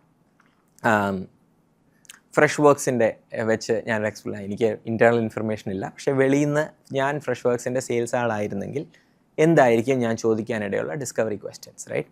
ആദ്യത്തെ ചോദ്യം, ഈ ബേസിക് ആയിട്ടുള്ള സാധനമൊക്കെ നമ്മൾ റിസർച്ച് ചെയ്യും. എത്ര പേരുണ്ട് ആ കമ്പനിയിൽ, എത്ര നാളായിട്ട് കമ്പനിയുണ്ട്, എന്താ അവർ ചെയ്യുന്നതൊക്കെ നമ്മൾ ചെയ്യുന്ന. നിങ്ങൾക്ക് എത്ര കസ്റ്റമേഴ്സ് ഉണ്ട്? ഇപ്പോൾ എത്ര കസ്റ്റമേഴ്സിനെയാണ് നിങ്ങൾക്ക് സപ്പോർട്ട് ചെയ്യേണ്ടത്? ഞാനൊരു കസ്റ്റമർ സപ്പോർട്ട് ടൂളാണല്ലോ ചെയ്യുന്നത്. അപ്പോൾ എത്ര കസ്റ്റമേഴ്സിനെയാണ് സപ്പോർട്ട്? ഉടനെ അവർ പറയും ഞങ്ങൾക്കിപ്പോൾ ഏതാണ്ട് ഒരു 800 കസ്റ്റമേഴ്സ് ഉണ്ട്. Okay, nice. ഇത് നിങ്ങളുടെ കസ്റ്റമേഴ്സിനെ നിങ്ങൾ ആഡ് ചെയ്തുകൊണ്ടിരിക്കുകയാണോ? പറയും നമ്മൾ അത്യാവശ്യം നന്നായിട്ട് കസ്റ്റമേഴ്സിനെ ഒരു 20 പേരെ അല്ലെങ്കിൽ 25 പേരെ ഒരു മാസം ആഡ് ചെയ്യുന്നുണ്ട്. ഓ പെർഫെക്റ്റ്, അപ്പോൾ അതൊരു ഗ്രോത്ത് ആണ്. ശരി, അടുത്ത ചോദ്യം നിങ്ങൾ ചോദിക്കുന്നത്, ഇപ്പം നിങ്ങൾ എക്സിസ്റ്റിംഗ് ആയിട്ടുള്ള ഒരു കസ്റ്റമർ സപ്പോർട്ട് ടീം ഉണ്ടോ നിങ്ങൾക്ക്? ഉടനെ അവർ പറയും ഉണ്ട്, ഞങ്ങൾക്കൊരു 8 പേരുണ്ട്, ഒരു 4 പേരും കൂടെ അടുത്ത ക്വാർട്ടറിൽ ജോയിൻ ചെയ്യും. ഓ പെർഫെക്റ്റ്, ഓക്കെ. അപ്പോൾ നിങ്ങൾക്ക് ഓൺബോർഡ് ചെയ്ത് ന്യൂ ആൾക്കാർ വരുന്നുണ്ട്. നിങ്ങളിപ്പോൾ എക്സിസ്റ്റിംഗ് ആയിട്ടുള്ളൊരു ടൂൾ യൂസ് ചെയ്യുന്നുണ്ടോ? ഇവിടെയാണ് നിങ്ങൾ ഒരു റീപ്ലേസ്മെൻ്റ് ആണോ, സ്റ്റാറ്റസ് കോയിൽ നിന്ന് മാറ്റുകയാണോ എന്നുള്ള ഇത്. അപ്പോൾ അവർ പറയും ഉണ്ട്, കാരണം ഈ 500 തൊട്ട് 1000 ആണെങ്കിൽ അവർക്കൊരു സപ്പോർട്ട് ടൂൾ ഉണ്ട് ഓൾറെഡി. അപ്പോൾ അവർ പറയും ഉണ്ട്, നമ്മൾ ഹെൽപ്പ് സ്കൗട്ട് എന്ന് പറയുന്ന ടൂളാണ് യൂസ് ചെയ്തുകൊണ്ടിരിക്കുന്നത്. ഓ ഓക്കെ, ഹെൽപ്പ് സ്കൗട്ടിനെ പറ്റി അല്ലെ ആ ടൂളിനെ പറ്റി എന്താ അഭിപ്രായം? എന്തുകൊണ്ടാണ് നിങ്ങളിപ്പോൾ ഒരു പുതിയ ടൂൾ യൂസ് ചെയ്യുന്നത്? അപ്പോൾ അവരതിന് റീസൺ പറയും. ഹെൽപ്പ് സ്കൗട്ടിന് ഇന്ന ഫീച്ചർ ഇല്ല, അല്ലെങ്കിൽ ലോക്കലൈസേഷൻ ഇല്ല, അല്ലെങ്കിൽ ബ്രസീലിൽ സ്പാനിഷ് സപ്പോർട്ട് ചെയ്യുന്നില്ല, whatever is the reason, right? അവർ റീസൺ പറയും. അപ്പം നിങ്ങൾക്ക് ഒരു പെയിൻ പോയിന്റ് കിട്ടി അതിൽ നിന്ന്. അവർക്ക് ഗ്രോത്ത് ഉണ്ട്, ആ ഗ്രോത്തിനെ സപ്പോർട്ട് ചെയ്യാൻ ഒരു ടൂൾ ഉണ്ടായിരുന്നു, ആ ടൂളിൽ ഇന്ന പെയിൻ പോയിന്റ് ഉണ്ട്. അത് നിങ്ങൾ എഴുതിയിടുക, എവിടെയെങ്കിലും നിങ്ങളുടെ കയ്യിലോ നോട്ടിലോ എങ്ങനെയാണെന്ന് വെച്ചാൽ എഴുതിയിടുക. പിന്നെയും ഡിസ്കവറി ചെയ്തുകൊണ്ടിരിക്കുക. ഓക്കെ, അപ്പോൾ നിങ്ങൾക്ക് അതാണ് പെയിൻ പോയിന്റ്. വേറെ എന്തെങ്കിലും പ്രോബ്ലംസ് ഉണ്ടോ? ഇല്ല. അപ്പം നിങ്ങളൊരു ഡിസ്കവറി ടൂൾ അല്ലെങ്കിൽ ഒരു ഹെൽപ്പ് ഡെസ്ക് ടൂൾ നോക്കുമ്പോൾ എന്തൊക്കെയായിരിക്കും നിങ്ങളുടെ മസ്റ്റ് ഹാവ് ഫീച്ചേഴ്സ്? അപ്പോൾ അവർ 3-4 മസ്റ്റ് ഹാവ് ഫീച്ചേഴ്സ് പറയും. ഇങ്ങനെ നിങ്ങൾക്ക് you can keep drilling in. ഇതിനെയാണ് the set of discovery questions എന്ന് വിളിക്കുന്നത്. ഈ ആൾക്കാർ പറയും 50% സെയിൽസ് നടക്കുന്നത് ഈ ഡിസ്കവറി ക്വസ്റ്റ്യൻസിലാണെന്ന്. അതായത് നിങ്ങൾ ഈ ഡിസ്കവറി നന്നായിട്ട് ചെയ്താൽ അവരുടെ പെയിൻ പോയിന്റ് നിങ്ങൾക്ക് ഐഡൻറ്റിഫൈഡ് ആയി. നിങ്ങൾ ആസ് എ ഫൗണ്ടർ നിങ്ങളുടെ സൂപ്പർ പവർ എന്താണെന്ന് വെച്ചാൽ അവർ ഈ പറയുന്ന പെയിൻ പോയിന്റിനെ എടുത്തിട്ട് നിങ്ങളുടെ പ്രോഡക്റ്റിൻ്റെ ഫീച്ചേഴ്സ് ഉണ്ടല്ലോ അതിനെ കറക്റ്റായിട്ട് ഫോഴ്സ് ഫിറ്റ് ചെയ്യുക എന്ന് പറയുന്നൊരു സാധനം ഉണ്ടല്ലോ, അതാണ് നിങ്ങളുടെ സൂപ്പർ പവർ. അവർ ബ്രസീലിൽ ഞങ്ങൾക്കൊരു ടീമുണ്ടെന്ന് പറയുമ്പോൾ നിങ്ങൾ മനസ്സിലാച്ചു, ഓ എൻ്റെ പ്രോഡക്റ്റ് സ്പാനിഷ് സപ്പോർട്ട് ചെയ്യും, അടിപൊളി, ഓക്കെ. അപ്പോൾ നിങ്ങൾ അവരുടെ പെയിൻ പോയിന്റിനെ നിങ്ങളുടെ ഫീച്ചറുമായിട്ട് ടൈ ചെയ്തു. ഇതാണ് ഈ ഡിസ്കവറി ക്വസ്റ്റ്യനിലാണ് നിങ്ങളുടെ ഡെമോ സ്ക്രിപ്റ്റ് നിങ്ങളുടെ തലയിൽ ജനറേറ്റഡ് ആവുന്നത്. ഒത്തിരി പേര് വരുത്തുന്ന ഒരു മിസ്റ്റേക്ക് എന്താണെന്ന് വെച്ചാൽ ആ ഡെമോ സ്ക്രിപ്റ്റ് കുക്കി കട്ടറാണ്. എല്ലാവർക്കും ഒരേ ഡെമോ തുറക്കുന്നു, ഇത് കാണിക്കുന്നു, അത് കാണിക്കുന്നു, മറ്റേത് കാണിക്കുന്നു. അപ്പോൾ എന്താ സംഭവിക്കുന്നത്? നിങ്ങൾ എൻ്റെ കയ്യിലൊരു ചക്കയുണ്ട്, ഈ ചക്ക ഇങ്ങനെ ഇരിക്കുന്നത് എന്ന് പറയുന്ന പോലെയാണ്. എൻ്റെ കയ്യിലുള്ള സാധനത്തെക്കുറിച്ചാണ് നിങ്ങൾ പറയുന്നത് ഒരു കുക്കി കട്ടർ ഡെമോ ആകുമ്പോൾ. പക്ഷേ അവർക്ക് വേണ്ടത് ചക്കയല്ല, അവർക്ക് വേണ്ടത് മധുരിക്കുന്ന, ഡയബറ്റീസ് അധികം കൂടാത്ത, അങ്ങനെ കുറേ അവരുടേതായ ഇതുണ്ട്. അപ്പോൾ ഈ ചക്ക അതിന് പറ്റുന്ന സാധനമാണെന്ന് നിങ്ങൾക്ക് പറയാൻ പറ്റണം, അല്ലാതെ എൻ്റെ ഒരു ചക്ക ഉണ്ടെന്ന് മാത്രം പറഞ്ഞിട്ട് കാര്യമില്ല. മനസ്സിലായോ? അപ്പോൾ ഈ ഡിസ്കവറി ക്വസ്റ്റ്യൻസിൽ അത് ഈ B2B SaaSൽ പ്രത്യേകിച്ച്, കാരണം എവറി B2B SaaS പ്രോഡക്റ്റ് നിങ്ങൾ ബിൽഡ് ചെയ്യുന്നതിന് കുറേ ഫീച്ചേഴ്സ് കാണും. ഈ ഫുൾ ഫീച്ചേഴ്സ് യൂസ് ചെയ്യുന്ന ഒരു കസ്റ്റമർ നിങ്ങൾക്ക് കാണത്തില്ല. എൻ്റെ അഭിപ്രായത്തിൽ ഒരു എൻ്റർപ്രൈസ് ടൂളിൻ്റെ ഒരു 30-40% കസ്റ്റമേഴ്സ് യൂസ് ചെയ്യത്തുള്ളൂ. ബാക്കിയുള്ള 60% അവർ യൂസ് ചെയ്യത്തില്ല, കാരണം അവർക്ക് അതിന് നീഡ് കാണത്തില്ല. And that's okay. നിങ്ങളുടെ ജോലി ആ സെയിൽസ് പ്രോസസ്സിൽ ഏത് 30 അല്ലെങ്കിൽ ഏത് 40% അവർക്ക് അബ്സല്യൂട്ട്ലി വേണ്ടത് എന്ന് കണ്ടുപിടിച്ചിട്ട് ഫിറ്റ് ചെയ്യുക എന്നുള്ളതാണ്. അപ്പം നല്ല ഡിസ്കവറി ചോദ്യം ചോദിച്ചാൽ നിങ്ങൾക്ക് നല്ല ഫീച്ചേഴ്സുമായിട്ട് ടൈ ചെയ്യാം. ടൈ ചെയ്ത് കഴിഞ്ഞാൽ സെയിൽസ് പ്രോസസ്സ് ഓട്ടോമാറ്റിക്കലി ഹാപ്പൻസ്. നമ്മൾ കുറച്ച് മുമ്പ് പറഞ്ഞു ഈ ടോപ്പ് ഓഫ് ദ ഫണലിൽ കുറേ സ്ട്രാറ്റജീസ് ഉണ്ടെന്ന്. അതിലെ ഒരു നിങ്ങൾക്ക് അച്ചീവബിൾ ആയിട്ടുള്ള ലോ ഹാങ്ങിങ് ഫ്രൂട്ട്സ് ആയിട്ടുള്ള 1-2 സ്ട്രാറ്റജിയിലേക്ക് നമുക്ക് ഡബിൾ ക്ലിക്ക് ചെയ്യാം. അതിൽ ഏറ്റവും ഈസിയസ്റ്റായിട്ട് ഏറ്റവും പെട്ടെന്ന് നിങ്ങൾക്ക് റിസൾട്ട്സിലേക്ക് എത്താൻ പറ്റുന്നത് ഈ കോൾഡ് ഔട്ട് ബൗണ്ട് സ്ട്രാറ്റജി എന്ന് വിളിക്കുന്ന സെയിൽസ് ഡെവലപ്മെൻറ്റ് റെപ്രസെൻറ്റേറ്റീവ്സ് ചെയ്യുന്ന ഒരു മോഡലാണ്. ഇത് ചെയ്ത് തുടങ്ങുമ്പോൾ തന്നെ നിങ്ങൾ പോയി SDRനെ ഹയർ ചെയ്യണമെന്ന് നിർബന്ധമൊന്നുമില്ല. ഞാൻ എൻ്റെ ആദ്യത്തെ കമ്പനിയൊക്കെ ചെയ്തപ്പം ഞാൻ തന്നെയായിരുന്നു SDR. എന്നിട്ട് ഞാൻ തന്നെയാണ് ആൾക്കാരെ റീച്ച് ഔട്ട് ചെയ്തതും മീറ്റിംഗ് ഫിക്സ് ചെയ്തതും ബാക്കിയുള്ള സെയിൽസ് ക്ലോസ് ചെയ്തതും. അത് നിങ്ങൾക്ക് ആസ് എ ഫൗണ്ടർ നിങ്ങളത് ചെയ്തിരിക്കണം. എന്നോട് എപ്പോഴും ചോദിക്കുന്ന ഒരു ചോദ്യമാണ്, എത്ര നാൾ ഫൗണ്ടർ സെല്ല് ചെയ്യണമെന്ന്. അതിൻ്റെ ആൻസർ എന്ന് വെച്ചാൽ എത്ര വരെ നിങ്ങൾക്ക് സെല്ല് ചെയ്യാൻ പറ്റുമോ അത്ര വരെ നിങ്ങൾ സെല്ല് ചെയ്യണമെന്നാണ്. പക്ഷേ ഒരു $500,000 recurring revenue, annual recurring revenue വരെ എങ്കിലും സെല്ല് ചെയ്യണം. Ideally $1 million annual recurring revenue വരെ നിങ്ങൾ സെല്ല് ചെയ്യണം. സ്പെസിഫിക്കലി ഈ കോൾഡ് ഔട്ട് ബൗണ്ടിൽ ഈ നമ്മളിപ്പം ഏറ്റവും കൂടുതൽ സക്സസ്ഫുൾ ആവുന്നത് ട്രിപ്പിൾ ടച്ച് ക്യാമ്പയിൻ എന്ന് വിളിക്കുന്ന ക്യാമ്പയിൻസ് ആണ്. ട്രിപ്പിൾ ടച്ച് ക്യാമ്പയിൻസ് എന്ന് പറഞ്ഞാൽ ഇമെയിൽ, ലിങ്ക്ഡിന്, കോൾഡ് കോള്, ഈ 3 ചാനലിൽ ഒരേ സമയത്ത് റീച്ച് ഔട്ട് ചെയ്യുക എന്ന് പറയുന്നതാണ് ട്രിപ്പിൾ ടച്ച് ക്യാമ്പയിൻ. ഇതിൽ ട്രിപ്പിൾ ടച്ച് ക്യാമ്പയിനിൽ തന്നെ ഒരു ലീഡിനെ നിങ്ങൾക്ക് റീച്ച് ഔട്ട് ചെയ്യാം, അല്ലെങ്കിൽ ഒരു കമ്പനിയെ നിങ്ങൾക്ക് റീച്ച് ഔട്ട് ചെയ്യാം. വ്യത്യാസം എന്താണെന്ന് വെച്ചാൽ നിങ്ങൾ പറയുകയാണ് ഇത്രയും VP of മാർക്കറ്റിങ്ങിനെ നമ്മൾ റീച്ച് ഔട്ട് ചെയ്യാൻ പോവാം. That's one way. Another way is to say ഇത്രയും അക്കൗണ്ട്സിനെ നമ്മൾ ടാർഗറ്റ് ചെയ്യുവാണ്, ഈ അക്കൗണ്ട്സിലെ നമ്മുടെ ഫുൾ ബൈയിങ് കമ്മിറ്റിയെ നമ്മൾ ടാർഗറ്റ് ചെയ്യുവാണ്. ഐഡിയലി നിങ്ങൾ അക്കൗണ്ട് ഫസ്റ്റായിട്ട് പോവുക. അതിനെയാണ് അക്കൗണ്ട് ബേസ്ഡ് മാർക്കറ്റിംഗ് അല്ലെങ്കിൽ അക്കൗണ്ട് ബേസ്ഡ് സെയിൽസ് എന്ന് വിളിക്കുന്നത്. എന്ന് വെച്ചാൽ നിങ്ങൾ ടാർഗറ്റ് ചെയ്യുന്നത് ഒരു അക്കൗണ്ടിനെയാണ്, ഒരു കമ്പനിയെയാണ്. അങ്ങനെ ചെയ്യുക. അതാണ് ഇപ്പോഴത്തെ കണ്ടീഷനിൽ വർക്കൗട്ട് ആവുന്ന ഒരു മോഡൽ. ഈ account based marketing, account based sales starting from A set of target accounts. നിങ്ങളുടെ ICP നമ്മൾ ഡിഫൈൻ ചെയ്തല്ലോ. ഈ ICP ഡെഫിനേഷൻ ഭയങ്കര ഇൻട്രസ്റ്റിംഗ് ആണ്. നിങ്ങൾക്ക് എത്ര നന്നായിട്ട് ഈ ICP ഡിഫൈൻ ചെയ്യാൻ പറ്റുമോ അത്രയും സക്സസ്ഫുൾ ആയിരിക്കും നിങ്ങളുടെ സെയിൽസ് പ്രോസസ്സ് ഇനീഷ്യൽ ഫേസിൽ. കമ്പനീസ് പലപ്പോഴും ഫൗണ്ടേഴ്സ് ചെയ്യുന്നത് എന്താണെന്ന് വെച്ചാൽ നമുക്ക് ഒരുപാട് കമ്പനീസ് വേണം എന്ന് പറഞ്ഞാൽ അവർ കൺഫ്യൂസ് ചെയ്യുന്നത് ICPയെയും TAMനെയും കൂടെ കൺഫ്യൂസ് ചെയ്യും. ICP എന്ന് വെച്ചാൽ ഐഡിയൽ കസ്റ്റമർ പേഴ്സോണ, TAM എന്ന് പറഞ്ഞാൽ ടോട്ടൽ അഡ്രസ്സബിൾ മാർക്കറ്റ്. ഈ TAM ഒരു ഫൗണ്ടറിൻ്റെ ജീവിതത്തിൽ ആദ്യത്തെ കുറേ നാൾ ഇൻവെസ്റ്റേഴ്സ് മാത്രമേ കെയർ ചെയ്യത്തുള്ളൂ. ഇൻവെസ്റ്റേഴ്സിന് ഇതൊരു വലിയ TAM ആണോ എന്ന് അറിയുന്നതിലൊരു അർത്ഥമുണ്ട്.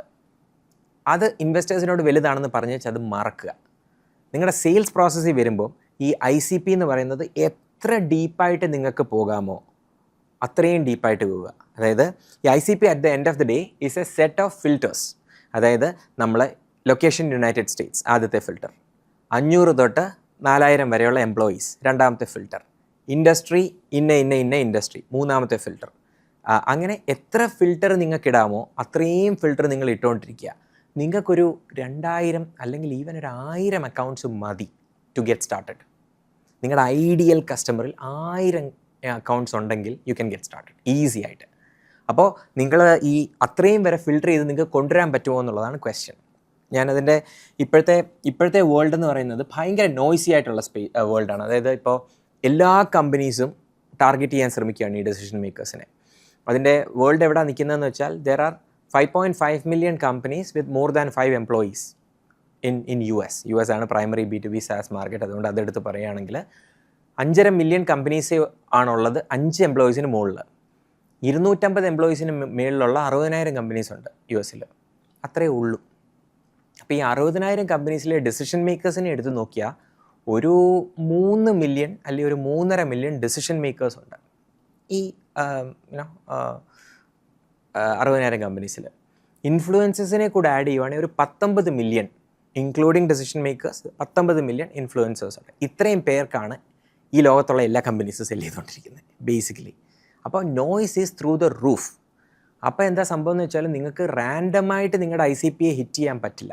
നിങ്ങളിപ്പോൾ മുമ്പേ നമ്മൾ പറഞ്ഞ സംഭവങ്ങളുണ്ടല്ലോ, 500 തൊട്ട് 4,000 വരെയുള്ള ഇത് US ഇന്ന ഇൻഡസ്ട്രീസ്, ഇതെല്ലാം കൂടെ നിങ്ങൾ ഇട്ട് കഴിഞ്ഞാണല്ലോ ഒരു ലെറ്റ്സ് സേ ഒരു 12,000 അക്കൗണ്ട്സ് വന്നു എന്ന് വിചാരിക്കും, അല്ലെങ്കിൽ ഒരു 4,000 അക്കൗണ്ട്സ് വന്നു എന്ന് വിചാരിക്കും. ഈ 4,000 അക്കൗണ്ട്സിനെ നിങ്ങൾക്ക് കറക്റ്റായിട്ട് ഹിറ്റ് ചെയ്യാൻ പറ്റില്ല. 4,000 അക്കൗണ്ട്സിനെ നിങ്ങൾ എല്ലാവരും ഹിറ്റ് ചെയ്ത് വന്നാൽ നിങ്ങൾക്ക് റെസ്പോൺസ് റേറ്റ് ഉണ്ടാകത്തില്ല. അതുകൊണ്ടാണ് ഇപ്പോൾ വേൾഡ് എത്തി നിൽക്കുന്ന വേൾഡ് എന്ന് പറയുന്നത് സിഗ്നൽ ബേസ്ഡ് സെല്ലിങ്. അതായത് ഈ അക്കൗണ്ട്സിന് നമ്മൾ സെല്ല് ചെയ്യാൻ ശ്രമിക്കുന്ന കമ്പനീസിന് ഇത് മേടിക്കണം എന്നുള്ളൊരു ഇൻറ്റൻറ്റ് ഉണ്ടാകുമ്പോഴാണ് നമ്മൾ അവരോട് പോയി പറയേണ്ടത്. അതായത് ഞാനൊരു കാറ് മേടിക്കണമെന്ന് വിചാരിക്കുമ്പോൾ കാറിൻ്റെ ആഡ് എനിക്ക് വരുന്നതിൽ അർത്ഥമുണ്ട്, അല്ലെ ഒരു ഇമെയിൽ വരുന്നതിൽ അർത്ഥമുണ്ട്, ഇല്ലെങ്കിൽ അതെനിക്ക് നോയ്സാണ്. അതുപോലെയാണ് ഒരു കമ്പനിക്ക് ഒരു മാർക്കറ്റിംഗ് ടൂൾ വേണമെന്ന് അവർ ആലോചിക്കുന്ന സമയത്താണ് നിങ്ങളുടെ ഇമെയിൽ ചെല്ലുന്നതെങ്കിൽ നിങ്ങൾക്കൊരു മീറ്റിംഗ് കിട്ടും. നൗ ദ ക്വസ്റ്റ്യൻ ഇസ് അവരത് ചിന്തിക്കുന്നുണ്ട് എന്ന് നിങ്ങളെങ്ങനെ അറിയും? അതാണ്. അപ്പം നിങ്ങളിപ്പോൾ വേൾഡിൽ ഇൻറ്റൻറ്റ് എന്നുള്ള സാധനം സെർച്ച് ചെയ്ത് നോക്കിക്കഴിഞ്ഞാൽ ഒത്തിരി കോണ്ടൻറ്റ് കിട്ടും ഇൻറ്റൻറ്റിനെ കുറിച്ച്. അതെല്ലാം ഇതുമായിട്ട് ബന്ധപ്പെട്ടതാണ്. ഈ ICP നമ്മൾ പറഞ്ഞേക്കുന്ന ICP ഫേമോഗ്രാഫിക്സ് ICP എന്നാണ് അതിനെ വിളിക്കുന്നത്. അതായത് ഒരു ഫേമിൻ്റെ ക്യാരക്ടറിസ്റ്റിക്സ് ആണ് എംപ്ലോയീസ്, ഇൻഡസ്ട്രി, ലൊക്കേഷൻ, അതൊക്കെ ആ ഫേമിൻ്റെ ക്യാരക്ടറിസ്റ്റിക്സ്. അതുകൊണ്ട് ഫേമോഗ്രാഫിക്സ് എന്ന് വിളിക്കും. അതിന് താഴെ ബിഹേവിയറലായിട്ടുള്ള കുറേ സംഭവങ്ങളുണ്ട്. ഇപ്പം ബിഹേവിയറലായിട്ട് എന്താ, അവർ 100 സെയിൽസ് ആൾക്കാരെ ഹയർ ചെയ്യുന്നു, അതൊരു ബിഹേവിയറാണ്. ആ കമ്പനി ഒരു ബിഹേവിയർ കാണിക്കുകയാണ്. അല്ലെങ്കിൽ അവരൊരു പുതിയ ഓഫീസ് ബാംഗ്ലൂർ തുടങ്ങുന്നു, അതൊരു ബിഹേവിയറാണ്. അവർ പുതിയൊരു സാധനം ചെയ്യാൻ പോവാണ്. അപ്പോൾ ഞാനൊരു സ്റ്റാഫിംഗ് കമ്പനിയാണെന്ന് വിചാരിക്കുക, എൻ്റെ ജോലി സ്റ്റാഫിംഗ് ആണെങ്കിൽ അവരൊരു ഓഫീസ് തുടങ്ങാൻ പോകുന്നെങ്കിൽ അതെൻ്റെ കറക്റ്റ് ഇൻറ്റൻറ്റാണ്. അപ്പം ഞാൻ റീച്ച് ഔട്ട് ചെയ്ത് നോക്കണം. അല്ലെങ്കിൽ അവർ 100 റോൾസ് ഓപ്പൺ ചെയ്ത് കഴിഞ്ഞാൽ ഞാനൊരു റിക്രൂട്ടിംഗ് കമ്പനിയാണെങ്കിൽ ഞാൻ അവരെ റീച്ച് ഔട്ട് ചെയ്ത് നോക്കണം. അവിടാണ്. So what is your signal? നിങ്ങളുടെ പ്രോഡക്റ്റ് അവർക്ക് വേണം എന്ന് തോന്നുന്നത്. ഇപ്പോൾ മാർക്കറ്റിങ്ങിന് എൻ്റെ എക്സാമ്പിൾ പറഞ്ഞാൽ ഒരു പുതിയ മാർക്കറ്റിംഗ് ലീഡറിനെ അവർ ഹയർ ചെയ്തു. സ്ട്രോങ് സിഗ്നലാണ്. ഏറ്റവും കൂടുതൽ സാധ്യത ഒരു പുതിയ ലീഡർ വന്നു കഴിഞ്ഞാൽ പുതിയ ടൂൾസ് നോക്കാൻ സാധ്യതയുണ്ട്. 1. 2, അവർ കുറേ നാളായിട്ട് സെയിൽസ് ഫോഴ്സ് യൂസ് ചെയ്യുന്നുണ്ടെങ്കിൽ ഇനി ഒരു മാർക്കറ്റിംഗ് ടൂൾ അവർ ആഡ് ചെയ്യാനുള്ള സാധ്യതയുണ്ട്. ആ സെറ്റ് ഓഫ് ഫിൽറ്റേഴ്സിനെ ടെക്നോഗ്രാഫിക്സ് ഫിൽറ്റേഴ്സ് എന്ന് വിളിക്കും. എന്ന് വെച്ചാൽ അവരുടെ എക്സിസ്റ്റിംഗ് ടെക്നോളജീസ് എന്തൊക്കെയാണോ അത് ബേസ് ചെയ്തിട്ട് നിങ്ങൾക്ക് ടാർഗറ്റ് ചെയ്യാം. ടെക്നോഗ്രാഫിക്സ് ഫിൽറ്റർ എന്ന് വിളിക്കും. സോ നമ്മളിപ്പോൾ ഫേമോഗ്രാഫിക്സ് പറഞ്ഞു, ബിഹേവിയറൽ ഇൻറ്റൻറ്റ് പറഞ്ഞു, ടെക്നോഗ്രാഫിക്സ് പറഞ്ഞു. ഇതെല്ലാം കറക്റ്റായിട്ട് യൂസ് ചെയ്ത് ആണ് നിങ്ങളുടെ ICP ഡെഫിനിഷൻ വരേണ്ടത്. ആ ICP ഡെഫിനിഷൻ എത്രയും ചുരുക്കാമോ അത്രയും ചുരുക്കുക.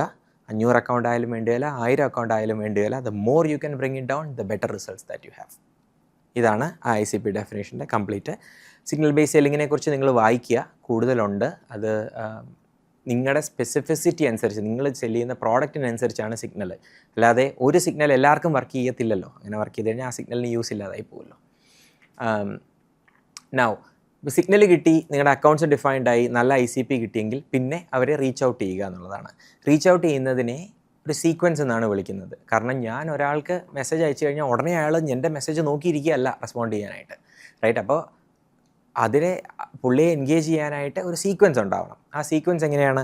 ഒരു ലെറ്റ്സ് സേ ഒരു 7 ടച്ച് പോയിൻ്റ് ഉള്ളൊരു സീക്വൻസാണ് നമ്മൾ ചെയ്യുന്നതെന്ന് വിചാരിക്കുക. അതിപ്പം 5 ആവാം, 7 ആവാം, 10 ആവാം. അതിൽ കൂടുതലായിട്ട് ഈ കാലത്ത് വലിയ നീഡില്ല. പണ്ടുണ്ടായിരുന്നു 23 ടച്ച് പോയിൻറ്റ്സ് ഒക്കെ ഉണ്ടായിരുന്ന സീക്വൻസസ് ഉണ്ടായിരുന്നു.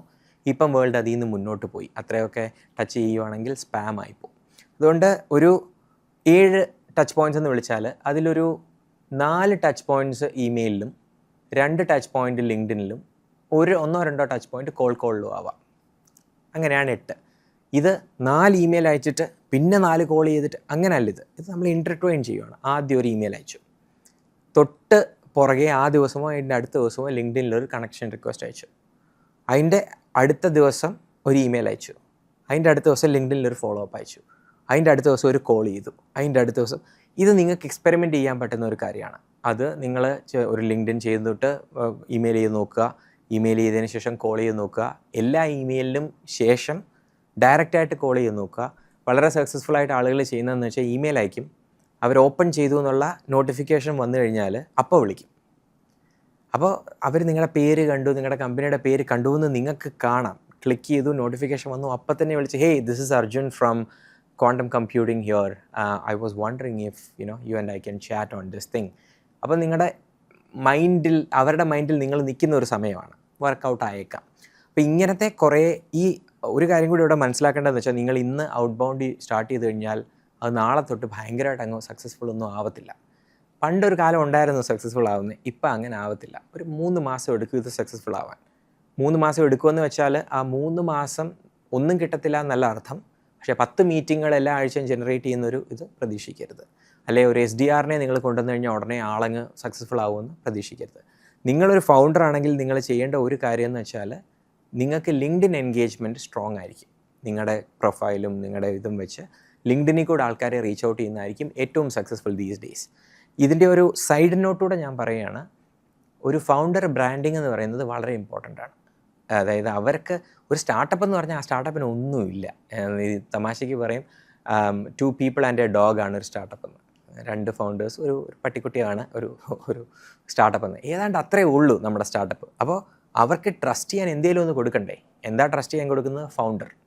അപ്പോൾ ഫൗണ്ടറിൻ്റെ ബ്രാൻഡ് ലിങ്ക്ഡിനിലാണ് അല്ലെ ട്വിറ്ററിലാണ്. ഈ 2 കാര്യങ്ങളാണ് B2Bയിൽ ദാറ്റ് മാറ്റേഴ്സ്. അതിൽ തന്നെ ട്വിറ്റർ കുറച്ചും കൂടെ ടെക് ഹെവി ആയിട്ട് പോകുന്നത്. ഇപ്പോൾ നിങ്ങളൊരു ഡെവ് ടൂളാണ് ചെയ്യുന്നതെങ്കിൽ ലിങ്ക്ഡിനെക്കാട്ടിലും കൂടുതൽ ട്വിറ്റർ ആയിരിക്കും നിങ്ങൾക്ക് നല്ലത്. പക്ഷേ നിങ്ങളൊരു മാർക്കറ്റിംഗ് ടൂളോ ഒരു സെയിൽസ് ടൂളാണ് ചെയ്യുന്നതെങ്കിൽ ലിങ്ക്ഡിൻ ആയിരിക്കും നിങ്ങൾക്ക് നല്ലത്. അപ്പോൾ ലിങ്ക്ഡിനിൽ നിങ്ങളൊരു ബ്രാൻഡിങ് ഉണ്ടാക്കുക, ആൻഡ് ദാറ്റ് ടേക്സ് ടൈം. ഒരു ദിവസം കൊണ്ടുണ്ടായി വരുന്നൊരു സാധനമല്ല. അപ്പോൾ റിഗാർഡ്ലെസ് ഓഫ് വെനെവർ നിങ്ങളുടെ പ്രോഡക്റ്റ് എപ്പം ലോഞ്ച് ചെയ്യാനുള്ള പ്ലാൻ ഉണ്ടെങ്കിലും അതിന് നിങ്ങളെക്കൊണ്ട് നാളെ തൊട്ട് ഫൗണ്ടർ ബ്രാൻഡിങ് തുടങ്ങുക. ഫൗണ്ടർ ബ്രാൻഡിങ് എന്ന് പറഞ്ഞു കഴിഞ്ഞാൽ എൻ്റെ തല എൻ്റെ ഫുൾ ഫിഗർ പോലത്തെ ബ്രാൻഡിങ് അല്ല, അതല്ല ഇവിടുത്തെ ഉദ്ദേശം. അല്ലെങ്കിൽ ഉടനെ പോയി ഒരു PR ഏജൻസി ഹയർ ചെയ്യുക എന്നുള്ളതല്ല ഉദ്ദേശം. നിങ്ങളുടെ ലൈഫിൽ നിങ്ങൾ കയറി പോയിട്ടുള്ള ഒരു വഴിയുണ്ട്, ആ വഴിയിൽ നിന്ന് നിങ്ങൾ പഠിച്ചിട്ടുള്ള കുറേ കാര്യങ്ങളുണ്ട്. അതിനെ സ്റ്റോറീസ് ആക്കാൻ പറ്റും. ആ സ്റ്റോറീസിനെ പാക്കേജ് ചെയ്ത് മനുഷ്യന് വായിക്കാൻ പറ്റുന്ന രീതിയിൽ ഒരു ലിങ്ക്ഡിനിൽ എഴുതുക എന്നുള്ളതാണ് നമ്മൾ ഉദ്ദേശിക്കുന്നത്. അതിന് നിങ്ങൾക്ക് ChatGPT യൂസ് ചെയ്യാം. ലിങ്ക്ഡിനിൽ തന്നെ ഇപ്പം റൈറ്റ് വിത്ത് AI എന്ന് പറയുന്നൊരു ഓപ്ഷനുണ്ട്, അത് യൂസ് ചെയ്യാം. അങ്ങനെ ബ്രാൻഡ് ക്രിയേറ്റ് ചെയ്യുക. അപ്പം നിങ്ങൾ കോൾഡ് ഔട്ട് ബൗണ്ടിൽ റീച്ച് ഔട്ട് ചെയ്യുന്നതിൻ്റെ പാരലായിട്ട് ഈ പേഴ്സണൽ ബ്രാൻഡിങ് കൂടെ ഉണ്ടെങ്കിൽ അവർ നിങ്ങളുടെ ലിങ്ക്ഡിൻ വിസിറ്റ് ചെയ്യാനും നിങ്ങൾക്ക് റെസ്പോണ്ട് ചെയ്യാനുള്ള സാധ്യത കൂടും. നിങ്ങളിപ്പോൾ ഒരു ടോപ്പ് വോയിസ് ഇൻ AI എന്നൊരു ഇതുണ്ട്, ബാൻഡ് നിങ്ങളുടെ ലിങ്ക്ഡിനിൽ കിടപ്പുണ്ടെങ്കിൽ അവർ റെസ്പോണ്ട് ചെയ്യും. സോ ഇതാണ് നിങ്ങളുടെ cold outbound strategy. Fastest way to get at least a couple of meetings എന്ന് പറയുന്നത് ഇതാണ്. ഇനി അങ്ങോട്ട് പറയാൻ പോകുന്ന കാര്യങ്ങളിൽ നിങ്ങൾ ആസ് എ ഫൗണ്ടർ ആദ്യം നിങ്ങൾ കുറച്ച് ഫ്രാക്ഷണൽ സപ്പോർട്ട് എടുത്തു തുടങ്ങുക. ഓടിപ്പോയി എല്ലാവരെയും ഹയർ ചെയ്യരുത്. നിങ്ങൾക്ക് ബാക്കിയുള്ള ഫൗണ്ടേഴ്സിനോട് ചോദിച്ചിട്ട് വർക്ക് ചെയ്യുന്ന ഒരു പെർഫോമൻസ് മാർക്കറ്റിംഗ് ഏജൻസിയെ കണ്ടുപിടിക്കുക. എന്നിട്ട് അവരുടെ കൂട്ടത്തിൽ നിന്ന് ചെറിയ ആഡ്സ് റൺ ചെയ്ത് തുടങ്ങുക. അത് ഒരു സൈഡിൽ കൂടെ ചെയ്യുക.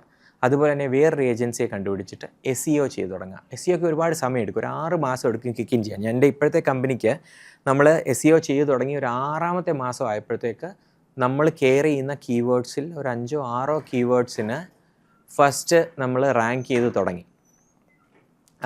സോ SEO എപ്പോഴും സമയമെടുക്കുന്ന ഒരു സ്ട്രാറ്റജിയാണ്. അത് പാരലലി ചെയ്യണം, ഫ്രാക്ഷണലായിട്ട് ചെയ്യണം. ഫുൾ ടൈമായിട്ട് ആളെ ഇരുത്തേണ്ട ആവശ്യമില്ല. ഏജൻസിയെ വെച്ച് തുടങ്ങുക. ഇതെല്ലാം നിങ്ങൾക്ക് ടോപ്പ് ഓഫ് ദ ഫണലിൽ പതുക്കെ നിങ്ങൾക്ക് സപ്പോർട്ട് ചെയ്ത് വരുന്ന സാധനമാണ്. ട്രേഡ് ഷോ ഭയങ്കരമായിട്ട് വർക്ക് ചെയ്യും. അത് 2 സൈഡിലും വർക്ക് ചെയ്യും. ട്രേഡ് ഷോ നിങ്ങൾക്ക് കസ്റ്റമേഴ്സിനെ കിട്ടുകയും ചെയ്യും, നിങ്ങൾക്ക് കുറേ കാര്യങ്ങൾ പഠിക്കാനും പറ്റും. കാരണം റിയൽ ടൈം കോൺവെർസേഷൻസ് ഒത്തിരി ക്വിക്ക് കോൺവെർസേഷൻ 5 മിനിറ്റ് 10 മിനിറ്റ് അവർ നിങ്ങളുടെ ബൂത്തിൽ വരുമ്പോഴോ അല്ലെങ്കിൽ നിങ്ങൾ അവരെ സ്റ്റേജിൽ അവർ പ്രസൻറ്റ് ചെയ്ത് കഴിഞ്ഞിട്ട് അവരോട് പോയി സംസാരിക്കുമ്പോഴോ ഒരു 5 മിനിറ്റ് സ്നിപ്പറ്റ് കിട്ടും. അത് നിങ്ങൾക്ക് ഭയങ്കര വാല്യുബിൾ ആയിരിക്കും ആസ് എ ഫൗണ്ടർ. സോ ഇത്രയുമാണ് നിങ്ങളുടെ ഇനീഷ്യൽ. ഇതിൻ്റെ പുറത്ത് കണ്ടമാനം ഇന്നോവേറ്റ് ചെയ്യാൻ ശ്രമിക്കാതെ ഒരു 2-3 സാധനം എടുക്കുക, അതിൽ ഇൻവെസ്റ്റ് ചെയ്യുക, ഗെറ്റ് പീപ്പിൾ. നിങ്ങളുടെ ടാർഗറ്റ് എന്താണെന്ന് വെച്ചാൽ 3 തൊട്ട് 4 മീറ്റിംഗ്സ് ഒരു ദിവസം വരിക എന്നുള്ളതാണ് നിങ്ങളുടെ ടാർഗറ്റ്. അത് കുറച്ച് പാടാണെങ്കിലും ദിവസം ഒരു പുതിയ മീറ്റിംഗെങ്കിലും നിങ്ങൾക്ക് ഉണ്ടായിരിക്കണം. കാരണം ഒരു പുതിയ മീറ്റിംഗെങ്കിലും നിങ്ങൾക്ക് ഉണ്ടായാലേ നിങ്ങൾക്ക് ഈ പറയുന്ന 20 ഓപ്പർച്യൂണിറ്റി ഒക്കെ എത്തത്തുള്ളൂ, എന്നാലേ നിങ്ങൾക്ക് സ്കെയിൽ ചെയ്യാൻ പറ്റത്തുള്ളൂ. ഇല്ലെങ്കിൽ it also takes A long time. കാരണം നിങ്ങളുടെ പ്രോഡക്റ്റ് ഉണ്ടാക്കി നിങ്ങളങ്ങോട്ട് ഇറക്കി ഇതാർക്കെങ്കിലും വേണമെന്ന് ഇതുവരെ നിങ്ങൾ പ്രൂവ് ഔട്ട് ചെയ്തിട്ടില്ല. നിങ്ങൾക്കൊരു ഒരു 50 അല്ലെങ്കിൽ 100 കോൺവെർസേഷൻ എത്തിക്കഴിയുമ്പോഴാണ് ഇത് വർക്ക് ചെയ്യും അല്ലെങ്കിൽ ഇത് വർക്ക് ചെയ്യില്ല എന്ന് മനസ്സിലാവുന്നത്. ഒരു ദിവസം നിങ്ങൾക്ക് ഒരു മീറ്റിംഗെങ്കിലും ഇല്ലെങ്കിൽ ഈ 100 മീറ്റിംഗ് എവിടുന്നാണ് എത്ര ദിവസം കൊണ്ട് വരാനാണ്? 3 മാസത്തിൽ കൂടുതൽ എടുക്കരുത് ഒരു ഫസ്റ്റ് പ്രോഡക്റ്റ് ഉണ്ടാക്കി വാലിഡേറ്റ് ചെയ്യാനായിട്ട്, റൈറ്റ്? സോ ഇതാണ് നിങ്ങളുടെ target. Ideally 3 to 4 meetings A day, at least 1 meeting A day. അതാണ് നിങ്ങളുടെ target at the top of the funnel. നമ്മൾ കുറച്ച് മുമ്പ് പറഞ്ഞു ഫൗണ്ടേഴ്സിന് ലിങ്ക്ഡിനാണ് ആദ്യം വർക്ക് ചെയ്യാൻ പറ്റുന്ന ഒരു ചാനലിന്. ലിങ്ക്ഡിനിൽ നമ്മളൊന്ന് ഡബിൾ ക്ലിക്ക് ചെയ്യുകയാണെങ്കിൽ എന്തൊക്കെ ചെയ്യാൻ പാടില്ല, ബ്രാൻഡിങ് ബെറ്റർ ആക്കുക, നിങ്ങളുടെ എക്സ്പീരിയൻസസ് എല്ലാം കറക്റ്റായിട്ട് എഴുതുക, നല്ലൊരു പ്രൊഫൈൽ ഫോട്ടോ ആഡ് ചെയ്യുക. അതൊക്കെ ഇപ്പം മോസ്റ്റ് ഓഫ് ദ പീപ്പിൾ നന്നായിട്ട് ചെയ്യുന്നുണ്ട്, താങ്ക്സ് ടു iPhone DSLR. അതൊക്കെ എളുപ്പമുണ്ട് കിട്ടാൻ. മെസ്സേജിങ്ങിലേക്ക് വരികയാണെങ്കിൽ ഈ ലിങ്ക്ഡിനിൽ പല ടൈപ്പ് എൻഗേജ്മെൻ്റ് ഉണ്ട്. ഫോർ എക്സാമ്പിൾ, നിങ്ങൾക്ക് വേണ്ട ഒരു ടാർഗറ്റ് അക്കൗണ്ടിൽ അല്ലെങ്കിൽ ഒരു ടാർഗറ്റ് ആൾ ലിങ്ക്ഡിനിലുള്ളപ്പോൾ അദ്ദേഹത്തിൻ്റെ പോസ്റ്റുകൾ ഫോളോ ചെയ്യുകയും ലൈക്ക് ചെയ്യുകയും ചെയ്യുന്നത് നല്ലൊരു എൻഗേജ്മെൻ്റാണ്. അത് കൺസിസ്റ്റൻ്റ്ലി ചെയ്താൽ ആൾ നിങ്ങളെ നോട്ടീസ് ചെയ്യും. അതിന് ചെയ്യാൻ പറ്റുന്നതെന്ന് വെച്ചാൽ സെയിൽസ് നാവിഗേറ്റർ നിങ്ങൾ പ്രീമിയം സബ്സ്ക്രൈബ് ചെയ്യുന്നതാണ് നല്ലത്, since you are doing sales. അതിൻ്റെ അകത്ത് ലിസ്റ്റുകൾ ഉണ്ടാക്കിയിടാൻ പറ്റും. ICP1 ലിസ്റ്റ് അല്ലെങ്കിൽ ദിസ് ഇൻഡസ്ട്രി ലിസ്റ്റ് എന്ന് പറഞ്ഞ ലിസ്റ്റ് ഉണ്ടാക്കിയിട്ട് നിങ്ങളുടെ ടാർഗറ്റ് അക്കൗണ്ടിൽ നിങ്ങൾക്ക് എൻഗേജ് ചെയ്യാൻ ആഗ്രഹമുള്ളവരെ എല്ലാവരെയും ലിസ്റ്റിലേക്ക് ആഡ് ചെയ്യുക. അപ്പോൾ അവരെന്ത് ആക്ടിവിറ്റി ചെയ്താലും നിങ്ങൾക്ക് നോട്ടിഫിക്കേഷൻ വരും നാവിഗേറ്ററിൽ. അതേ ക്ലിക്ക് ചെയ്യുക, അവിടെ പോവുക, എന്നിട്ട് അവരെന്താ പോസ്റ്റ് ചെയ്തതെന്ന് നോക്കുക, എന്നിട്ട് അതിനൊരു കമൻ്റ് ഇടുക, അല്ലെങ്കിൽ അതിനൊരു ലൈക്ക് ഇടുക, അല്ലെങ്കിൽ അതൊന്ന് ഷെയർ ചെയ്യുക, സംതിങ് ഒരു എൻഗേജ്മെൻറ്റ് കൊടുക്കുക. ആ എൻഗേജ്മെൻറ്റ് കൊടുത്താൽ ഒരു പ്രാവശ്യം ആ പോസ്റ്റിനോട് നിങ്ങൾക്ക് വളരെ റിലേറ്റ് ചെയ്യാൻ പറ്റും. നിങ്ങൾ ചെയ്യുന്നതുമായിട്ട് ഭയങ്കര ക്ലോസ് ആണെങ്കിൽ ആ പോസ്റ്റ് തന്നെ എടുത്ത് നിങ്ങൾക്കൊരു മെസ്സേജിങ് സ്റ്റാർട്ട് ചെയ്യാൻ പറ്റും. പക്ഷേ ലിങ്ക്ഡിനെ ഒരിക്കലും ഒരു ഫുള്ളി ട്രാൻസാക്ഷണലായ ഒരു സാധനമായിട്ട് കാണരുത്. എന്ന് വെച്ചാൽ നിങ്ങളൊരാളെ കണ്ടു, ഇപ്പം തന്നെ മീറ്റിംഗ് ചോദിച്ച് ഇപ്പം തന്നെ മീറ്റിംഗ് കിട്ടി, ഇപ്പം തന്നെ സെല്ല് ചെയ്യുന്ന ഒരു ചാനലായിട്ട് കാണരുത്. കുറച്ചും കൂടെ റിലേഷൻഷിപ്പ് ഓറിയൻറ്റഡ് ആയിട്ട്, കുറച്ചും കൂടെ ഗിവ് ഫസ്റ്റ് എന്ന് പറയുന്ന ഒരു ആറ്റിറ്റ്യൂഡുള്ള ആളുകളാണ് സോഷ്യൽ സെല്ലിങ്ങിൽ സക്സസ്ഫുൾ ആവുന്നത്. LinkedIn is part of social selling. അപ്പോൾ നിങ്ങൾ ആ റിലേഷൻഷിപ്പ് ബിൽഡിങ് ഇമ്പോർട്ടൻ്റാണ്. അപ്പോൾ നമ്മൾ ആദ്യം ഒരു ലിസ്റ്റ് ഉണ്ടാക്കുന്നതിനെക്കുറിച്ചും എൻഗേജ് ചെയ്യുന്നതിനെക്കുറിച്ചും. Now the next step is connection request അയക്കുക എന്ന് പറയുന്നത്. അപ്പോൾ ഇതുപോലത്തെ എൻഗേജ്മെൻറ്റിൽ നിന്ന് റെലവൻ്റ് ആയിട്ടുള്ള മെസ്സേജ് എടുത്തിട്ട് കണക്ഷൻ റിക്വസ്റ്റ് അയക്കുകയാണെങ്കിൽ അവരത് അക്സെപ്റ്റ് ചെയ്യും. നിങ്ങളുടെ ഒരു ഹാക്ക് എന്താണെന്ന് വെച്ചാൽ നിങ്ങളുടെ ICPയിലുള്ള നിങ്ങൾക്ക് സെല്ല് ചെയ്യാൻ ആഗ്രഹമുള്ള എല്ലാവരും നിങ്ങളുടെ കണക്ഷൻസ് ആയിരിക്കണം. അതിന് മാനുവലായിട്ട് ചെയ്യാം. മാനുവലായിട്ടുള്ളത് ബുദ്ധിമുട്ടാണെങ്കിൽ മാനുവലായിട്ട് കുറച്ച് ബുദ്ധിമുട്ടാണ്. അപ്പോൾ ഓട്ടോമേറ്റ് ചെയ്യാനായിട്ട് നിങ്ങൾക്കിപ്പം ലിങ്ക്ഡിൻ ഓട്ടോമേഷൻ ഒരുപാട് ടൂൾസ് ഉണ്ട്. Be very careful in using dum. Sales navigator ഇല്ലെങ്കിൽ നിങ്ങളത് യൂസ് ചെയ്യരുത്. സെയിൽസ് നാവിഗേറ്റർ ഇല്ലെങ്കിൽ ലിങ്ക്ഡിൻ നിങ്ങളെ ബ്ലോക്ക് ചെയ്യാൻ നല്ല സാധ്യതയുണ്ട്. സെയിൽസ് നാവിഗേറ്റർ ഉണ്ടെങ്കിൽ ലിങ്ക്ഡിന് നിങ്ങൾ കാശ് കൊടുക്കുന്നുണ്ട് എന്നുള്ളത് കൊണ്ട് ലിങ്ക്ഡിൻ കുറച്ചൊക്കെ സഹിക്കും. അതിലിപ്പോൾ വി കണക്റ്റ് എന്ന് പറയുന്ന ഒരെണ്ണമുണ്ട്, ഡക്ക് സൂപ്പ് എന്ന് പറയുന്ന ഒരെണ്ണമുണ്ട്, ആൽഫ്രെഡ് എന്ന് പറയുന്ന ഒരെണ്ണമുണ്ട്, ഇഷ്ടം പോലെ ഉണ്ട്. ഫാൻറ്റം ബസ്റ്റർ എന്ന് പറയുന്ന ഒരു ജനറൽ ടൂളുണ്ട്. അത് ലിങ്ക്ഡിന് മാത്രമല്ല ഒത്തിരി സാധനങ്ങൾക്ക് നിങ്ങൾക്ക് യൂസ് ചെയ്യാം ആസ് എ ഫൗണ്ടർ. ഞാൻ കുറേ കാര്യങ്ങൾ യൂസ് ചെയ്യുന്നു. ഫാൻറ്റം ബസ്റ്ററിൽ ഇപ്പം റൺ ചെയ്യുന്നൊരു എക്സാമ്പിൾ പറയാം. എല്ലാ ദിവസവും 20 പേരെ എൻ്റെ കമ്പനിയുടെ പേജിനെ ലൈക്ക് ചെയ്യുന്ന ഒരു ഓട്ടോമേഷൻ ഞാൻ റൺ ചെയ്യുന്നുണ്ട്. അപ്പം ഞാൻ ആരെയൊക്കെ അക്സെപ്റ്റ് ചെയ്യുന്നുണ്ടോ എൻ്റെ പുതിയ കണക്ഷനിലേക്ക് ആഡായി വരുന്ന അവർക്കൊക്കെ ഡോക്കറ്റ് എയുടെ പേജിനെ ഒന്ന് ലൈക്ക് ചെയ്യാമെന്ന് ചോദിച്ചുകൊണ്ട് എൻ്റെ റിക്വസ്റ്റ് ചെയ്യും. ഒരു 2-3 പേര് ഒരു ദിവസം അത് ലൈക്ക് ചെയ്യും, മതി, കിട്ടുന്ന ആട്ടെ എന്ന് പറയുന്നത് ഒരു ഓട്ടോമേഷനാണ്. ഞാൻ അറിയുന്ന പോലും ഇല്ല. അത് ഒരു എക്സാമ്പിളാണ് ഞാൻ യൂസ് ചെയ്യുന്നൊരു ഓട്ടോമേഷൻ. അപ്പോൾ നിങ്ങളുടെ ICPയിലുള്ള മാക്സിമം ആൾക്കാർക്ക് ഈ കണക്ഷൻ റിക്വസ്റ്റ്. എൻ്റെ ഒരു ഫ്രണ്ട് ഉണ്ട്, CEO ആണ് കമ്പനി. പുള്ളി ചെയ്യുന്നതെന്ന് വെച്ചാൽ ഫാൻറ്റം ബസ്റ്റർ ഫാൻറ്റം ബസ്റ്റർ ആണോ എന്നറിയില്ല, ഏതോ ഒരു ടൂൾ യൂസ് ചെയ്തിട്ട് പുള്ളിയുടെ ICPയിലുള്ള ആളുകൾക്ക് എല്ലാ ദിവസവും 10 കണക്ഷൻസ് വീതം പുള്ളി അയച്ചുകൊണ്ടിരിക്കും. പുള്ളിയുടെ പ്രൊഫൈൽ നല്ലതാണ്, അപ്പോൾ കിട്ടുന്നവരത് അക്സെപ്റ്റ് ചെയ്യുകയും ചെയ്യും. പക്ഷേ അങ്ങനെ ഒരു ഓട്ടോമേഷൻ. അപ്പോൾ നിങ്ങളുടെ ICPയിലുള്ള മാക്സിമം ആൾക്കാരെ നിങ്ങൾ കണക്ഷൻസ് ആക്കി മാറ്റുക, കണക്ഷൻ മെസ്സേജിങ് റെലവൻ്റ് ആക്കുക. അതാണ് നിങ്ങളുടെ വേറൊരു ലിങ്ക്ഡിൻ സ്ട്രാറ്റജി. മൂന്നാമത്തെ സ്ട്രാറ്റജി മെസ്സേജ് അയക്കുക എന്ന് പറയുന്നത്. അത് മെസ്സേജ് അയക്കുമ്പോൾ ശ്രദ്ധിക്കേണ്ടത് എന്താണെന്ന് വെച്ചാൽ, ലിങ്ക്ഡിൻ്റെ ഒരുപാട് എൻഗേജ്മെൻറ്റ് നടക്കുന്നത് മൊബൈലിലാണ്. അത് മനസ്സിലാക്കുക. എനിക്ക് പലപ്പോഴും സ്പെഷ്യലി ഇന്ത്യൻ ഫൗണ്ടേഴ്സിൻ്റെ മെസ്സേജ് വരാറുണ്ട്, സ്ക്രോൾ ചെയ്താലും എത്തില്ല. ഇങ്ങനെ 3-4 പേജൊക്കെ ഉണ്ട്. അത് അവരുടെ മൊത്തം കഥ അങ്ങ് പറയാണ്. നിങ്ങളുടെ ലിങ്ക്ഡിൻ്റെ ഫസ്റ്റ് മെസ്സേജിൻ്റെ ഉദ്ദേശം അവർക്ക് അവരുടെ ഇന്ന് ക്രെഡിറ്റ് കാർഡ് മേടിച്ച് കാശ് മേടിക്കുക എന്നുള്ളതല്ല. അവരുടെ അറ്റൻഷൻ 1 സെക്കൻഡ് അല്ലെ 10 സെക്കൻഡത്തേക്ക് ഗ്രാബ് ചെയ്യുക എന്നുള്ളതാണ് നിങ്ങളുടെ ജോലി. അല്ലാതെ അയാളുടെ ഇന്ന് ഉടനെ ഒരു മീറ്റിംഗ് മേടിക്കുക അല്ലെ ഉടനെ ഒരു സെയിൽസ് ചെയ്യുക, അതല്ല നിങ്ങളുടെ. അപ്പോൾ ആ മൈൻഡ് സെറ്റ് നിങ്ങൾ മാറ്റി കഴിയുമ്പോൾ തന്നെ ഈ വലുതാവുന്നത് കുറയും. എന്ന് വെച്ചാൽ ഈ വലുതാക്കുന്ന എപ്പോഴാണ്, ഞാൻ ഈ കമ്പനിയാണ്, ഞാൻ ഇതാണ് ചെയ്യുന്നത്, ഇതാണ് എൻ്റെ കസ്റ്റമേഴ്സ്, ഇതാണ് ഞങ്ങളുടെ വിൻ റേറ്റ്സ്, ഇതാണ് മീറ്റിംഗ് എടുക്കാമോ, ഇത്രയും പറയേണ്ടി വരുമ്പോഴാണ് ഇത് വലുതാവുന്നത്. പകരം നിങ്ങൾ പുതിയ ആൾക്കാരെ ഇന്നയിടത്ത് ഹയർ ചെയ്യുന്നുണ്ടെന്ന് കണ്ടു, അപ്പോൾ അതിന് ഹെൽപ്പ് ചെയ്യാൻ നിങ്ങൾ റിക്രൂട്ടിംഗ് ഏജൻസിയെ വല്ലതും ഹെൽപ്പ് ചെയ്യാൻ നോക്കുന്നുണ്ടോ? ? ഇത്രയേ ഉള്ളെങ്കിൽ 2 സെൻറ്റൻസേ ഉള്ളൂ. അങ്ങനെയാണ് നിങ്ങൾ മെസ്സേജിനെ ചുരുക്കേണ്ടത്. നിങ്ങളുടെ ഏതെങ്കിലും ഒരു മെസ്സേജ് എടുക്കുക, എന്നിട്ട് നേരെ കൊണ്ടുപോയി ChatGPT ഇടുക, എന്നിട്ട് പറയുക, ഞാനൊരു B2B സെയിൽസ് ആളാണ്, ഇതൊക്കെയാണ് ഞാൻ ചെയ്യുന്നത്, എനിക്ക് ഒരു നല്ല ലിങ്ക്ഡിൻ മെസ്സേജ് ക്രാഫ്റ്റ് ചെയ്ത് തരാമോ എന്ന് ചോദിച്ചാൽ അവർ നല്ല മെസ്സേജ് ക്രാഫ്റ്റ് ചെയ്ത് തരും. ChatGPTക്ക് ചെയ്യാം, copy.ai എന്ന് പറയുന്ന ഒരു ടൂളുണ്ട്, അവർക്ക് ചെയ്യാം. Tuesday.so എന്ന് പറയുന്നൊരു ടൂളുണ്ട്, അവർക്ക് ചെയ്യാം. ഒത്തിരി ടൂൾസ് ഉണ്ട് ഇപ്പോൾ ഇത് ചെയ്യാൻ പറ്റുന്നത്. അപ്പോൾ നിങ്ങളായിട്ട് എഴുതിയിട്ട് നിങ്ങൾക്ക് പറ്റുന്നില്ലെങ്കിൽ ChatGPTക്ക് കൊടുക്കുക, അല്ലെങ്കിൽ ഇതുപോലത്തെ ഒരു ടൂളിന് കൊടുക്കുക. They will write it well for you. അപ്പോൾ ആ മെസ്സേജിങ്ങിൻ്റെ സൈസ് ഭയങ്കര ഇമ്പോർട്ടൻ്റ് ആണ്. ഒരു പ്രോബ്ലം ഓറിയൻറ്റഡ് ആയിട്ടുള്ള അപ്രോച്ച് ആയിരിക്കണം നിങ്ങൾക്ക് വേണ്ടത്. പ്രോബ്ലം ഓറിയൻറ്റഡ് എന്ന് വെച്ചാൽ ആ ആളുടെ ബയറിൻ്റെ പ്രോബ്ലം ആയിരിക്കണം നിങ്ങൾ പറയുന്നത്. അല്ലാതെ എൻ്റെ കയ്യിൽ എനിക്ക് ഒത്തിരി മെസ്സേജ് വരാറുണ്ട്, we are a performance marketing company, അല്ലെങ്കിൽ we are selling an accounting tool. അപ്പോൾ ഞാനൊരു കാര്യം അതിനിപ്പം ഞാനെന്തോ വേണം? അതാണ് എൻ്റെ ഇമ്മീഡിയറ്റ് തോട്ട്, റൈറ്റ്? നിങ്ങളൊരു അക്കൗണ്ടിങ് ടൂൾ സെല് ചെയ്യുന്നു, ഓക്കെ ശരി, സന്തോഷം. ഇതല്ലാതെ എൻ്റെ കയ്യിൽ നിന്ന് ഇപ്പോൾ ഒരു റെസ്പോൺസ് ഇല്ല. പകരം അവർ പറയുകയാണ്, നിങ്ങളുടെ എക്സാക്റ്റ് ആയിട്ടുള്ള സാസ് സബ്സ്ക്രിപ്ഷൻ സ്പെൻഡ് ലാസ്റ്റ് മന്തിൽ എത്രയാണെന്ന് നിങ്ങൾക്ക് അറിയാവോ എന്ന് എനിക്കൊരു മെസ്സേജ് വന്നാൽ ഞാൻ ഒന്ന് നിൽക്കും. കാരണം എനിക്ക് സത്യം പറഞ്ഞാൽ അറിയത്തില്ല. I know my company spending enough, പക്ഷേ എക്സാക്ട്ലി എത്രയാണ് എൻ്റെ സബ്സ്ക്രിപ്ഷൻ കോസ്റ്റ് എന്ന് എനിക്കറിയത്തില്ല. അപ്പോൾ ആ 1 സെക്കൻഡത്തേക്ക് എൻ്റെ അറ്റൻഷൻ ഗ്രാബ് ആയി കഴിഞ്ഞു. അടുത്തതായിട്ട്, ഞങ്ങളുടെ ടൂൾ ചെയ്യുന്നത് ഇതാണ്, കൂട്ടത്തിൽ ഇതുമാണ്. കറക്റ്റ് ആളെ എനിക്കൊന്ന് കണക്ട് ചെയ്ത് തരാൻ പറ്റുമോ? അല്ലെങ്കിൽ വേറെ ഒരു രീതിയിൽ ഈ CTA എന്ന് പറയുന്നൊരു സാധനമുണ്ട്, ക്ലിക്ക് കോൾ ടു ആക്ഷൻ. അതായത് ആ കോൾ ടു ആക്ഷൻ എന്ന് വെച്ചാൽ ലാസ്റ്റ് സെൻറ്റൻസ് എന്താണ്, അതാണ് call to action basically, right? പലപ്പോഴും ആൾക്കാർ യൂസ് ചെയ്യാത്തൊരു സാധനം ഈ call to action effectively use ചെയ്യത്തില്ല. എല്ലാം പറഞ്ഞിട്ട് താങ്ക്സ് എന്ന് പറഞ്ഞ് ചങ്ങ് പോകും. അപ്പോൾ ഞാനിത് മുഴുവൻ വായിച്ചിട്ട്, ഞങ്ങളൊരു പെർഫോമൻസ് മാർക്കറ്റിംഗ് കമ്പനിയാണ്, ഞാൻ ബാംഗ്ലൂർ ബേസ്ഡ് ആണ്, നിങ്ങൾക്ക് ബാംഗ്ലൂർ ഒരു ഓഫീസ് ഉണ്ടെന്ന് കണ്ടു, blah blah blah blah, thanks and regards. ഞാൻ വായിച്ചിട്ടാ ഓക്കെ ശരി. CTA ഒന്നുമില്ല, എന്നോടൊന്നും ചോദിച്ചിട്ടില്ല, അപ്പോൾ പിന്നെ എനിക്കൊന്നും ചെയ്യേണ്ട ആവശ്യമില്ലല്ലോ. CTA എന്ന് പറഞ്ഞാൽ എന്താണ്? നിങ്ങൾ അവരുടെ ഇത് എന്ന് പറയുന്നതാണ്. അപ്പോൾ ഏറ്റവും ഹാർഡായിട്ടുള്ള CTA എന്ന് പറഞ്ഞാൽ ഗീവ് മീ ടൈം, 30 മിനിറ്റിൻ്റെ ടൈം എനിക്ക് തരാൻ പറ്റുമോ?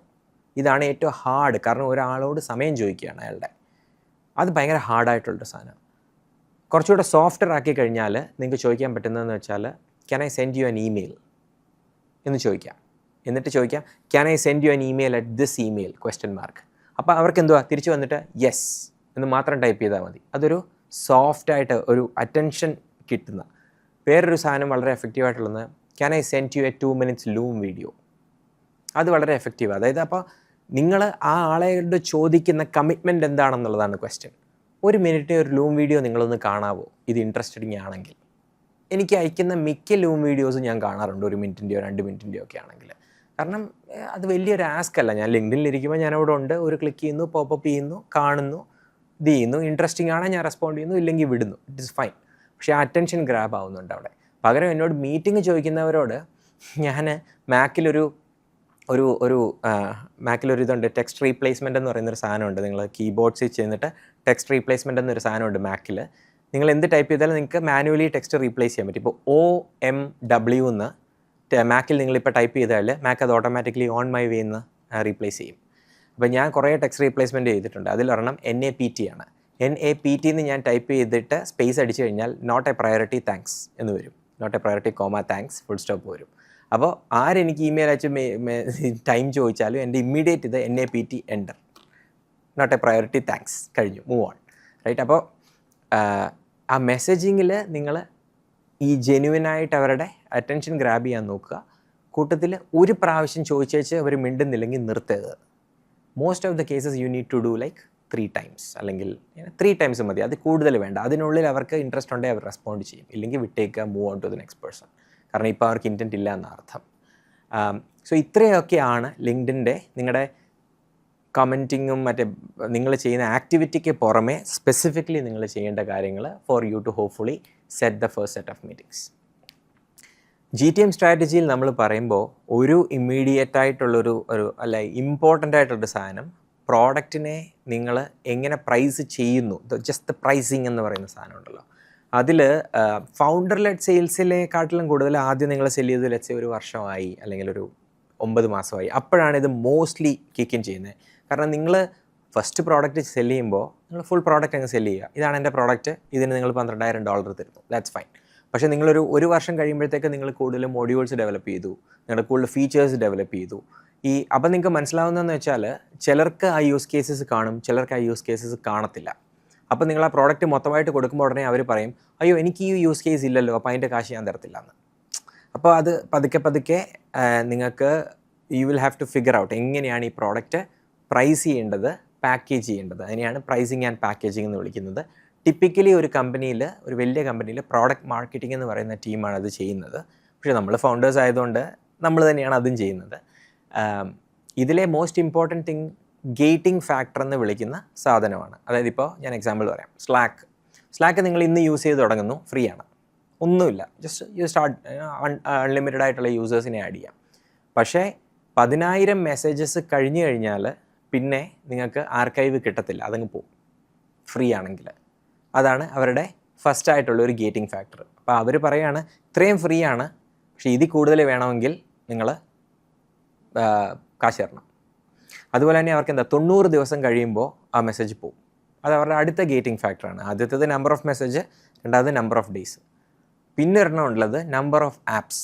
നിങ്ങൾ ഇൻറ്റഗ്രേറ്റ് ചെയ്യുവാണെങ്കിൽ ഏതാണ്ട് എക്സ് നമ്പർ, എത്ര ഞാൻ കൃത്യമായിട്ട് ഓർക്കുന്നില്ല, 4 ആണോ 10 ആണോ, അത്രയും ആപ്പുകൾ മാത്രമേ സ്ലാക്കുമായിട്ട് ഇൻറ്റഗ്രേറ്റ് ചെയ്യാൻ പറ്റത്തുള്ളൂ. അപ്പോൾ നമ്മൾ സ്ലാക്ക് എന്തുവാ, ഒരു കമ്മ്യൂണിക്കേഷൻ ഹബ്ബായിട്ടാണ് യൂസ് ചെയ്യുന്നത്. അപ്പോൾ നമുക്ക് കോൺഫ്ലുവൻസ് ഇൻറ്റഗ്രേറ്റ് ചെയ്യണം, സൂം ഇൻറ്റഗ്രേറ്റ് ചെയ്യണം, ഗൂഗിൾ മീറ്റ്, 3-4 ഇൻറ്റഗ്രേറ്റ് ചെയ്തുമ്പോൾ അവർ പറയും മതി, ഇത്രേ പറ്റത്തുള്ളൂ, ഇനിയും കാശ് തരണം.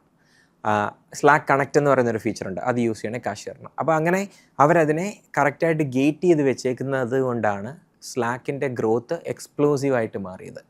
ചിലർക്ക് ആ ഗേറ്റിംഗ് ഫാക്ടർ ഒബ്വിയസ് ആണ്. ഇപ്പം ഡ്രോപ്പ് ബോക്സ് 2 GB വരെ ഫ്രീ ആണ്, അത് കഴിഞ്ഞാൽ കാശ് തരണം. ജിമെയിൽ 15 GB വരെ ഫ്രീ ആണ്, അത് കഴിഞ്ഞാൽ കാശ് തരണം. വളരെ സ്ട്രെയിറ്റ് ഫോർവേഡായിട്ടുള്ള പ്രൈസിങ് ഇതുണ്ട്. പക്ഷേ നിങ്ങൾ എൻ്റർപ്രൈസിലേക്ക് പോകുമ്പോഴത്തേക്ക് ഇതിനെക്കാട്ടിലും കോംപ്ലിക്കേറ്റഡ് ആവും. ഇപ്പോൾ ഏതാണ് മിക്സ് പാനൽ അല്ലെങ്കിൽ ആംപ്ലിറ്റ്യൂഡ് എടുത്ത് നോക്കിക്കഴിഞ്ഞാൽ വോളിയം ഓഫ് ഇവൻറ്റ്സ് വെച്ചിട്ടാണ് അവർ പ്രൈസ് ചെയ്യുന്നത്. അത് വേറൊരു കൈൻഡ് ഓഫ് ഔട്ട്കം അല്ലെ യൂസേജ് ബേസ്ഡ് ആയിട്ടുള്ള പ്രൈസിങ് ആണ്. ഒരു പ്രൈസിങ് സ്ട്രാറ്റജി ഭയങ്കരമായിട്ട് ഫെയിലായ ഒരു കമ്പനിയുണ്ട്, എവർനോട്ട്. അവർ ഒരു പ്രൈസിങ് ആൻഡ് പാക്കേജിങ് ചെയ്തു, എന്നിട്ട് അവർ 15 MB ഫ്രീ കൊടുത്തു. 15 MB ഫ്രീ കൊടുത്തു. നിങ്ങൾ എവർനോട്ട് യൂസർ ആണെങ്കിൽ ഒന്ന് ആലോചിച്ച് നോക്കണേ. ഒരു നോട്ട് യൂസർ ആണെങ്കിൽ എന്താണ് 15 MB? 15 MB എന്ന് പറയുന്നത് എത്ര നോട്ടാണ് ഈക്വൽ ടു 15 MB ആവുന്നതെന്ന് നിങ്ങൾക്ക് ഒരു രീതിയിലും ഐഡിയ കിട്ടത്തില്ല. അതായത് ഇപ്പോൾ നിങ്ങളൊരു ഇമേജ് അതിൻ്റെ അകത്ത് കൊണ്ടിടുവാണെങ്കിൽ ശരി 1.5 MB പടമായിരിക്കും ഇടുന്നത്, അത് നിങ്ങൾക്കറിയാം. പക്ഷേ നിങ്ങൾ ടൈപ്പ് ചെയ്യുന്ന ഒരു നോട്ടിന് എത്ര KB ഉണ്ടെന്ന് നിങ്ങളെങ്ങനെ അറിയുന്നത്? അപ്പം ഇപ്പുറത്ത് നിൽക്കുന്ന യൂസേഴ്സിന് ഒരു പിടിയും കിട്ടിയില്ല ഈ 15 MB എന്ന് പറഞ്ഞാൽ എന്താണ്, എപ്പോഴാണ് ഞാൻ അപ്ഗ്രേഡ് ചെയ്യേണ്ടി വരുന്നത് ഒരു പിടിയും കിട്ടാത്തതുകൊണ്ട് ആളുകൾ പറഞ്ഞ് എനിക്ക് വയ്യത് ഈ സാധനം, I just don't get it എന്ന് പറഞ്ഞ് ആൾക്കാർ ഇട്ടിട്ട് പോയി. എവർനോട്ട് ഒരു സമയത്ത് ഭയങ്കര സക്സസ്ഫുള്ളായി നിന്ന ഡീഫോൾട്ട് നോട്ട് ടേക്കിംഗ് ആപ്പായിരുന്നു, പോയി. പിന്നാണ് നോഷൻ വന്നതും ആപ്പിൾ നോട്ട്സ് പൊങ്ങി വരുന്നതും അതും ഇതുമൊക്കെ. സോ വളരെ ഇമ്പോർട്ടൻ്റ് ആണ് ഈ ഗേറ്റിംഗ് ഫാക്ടർ.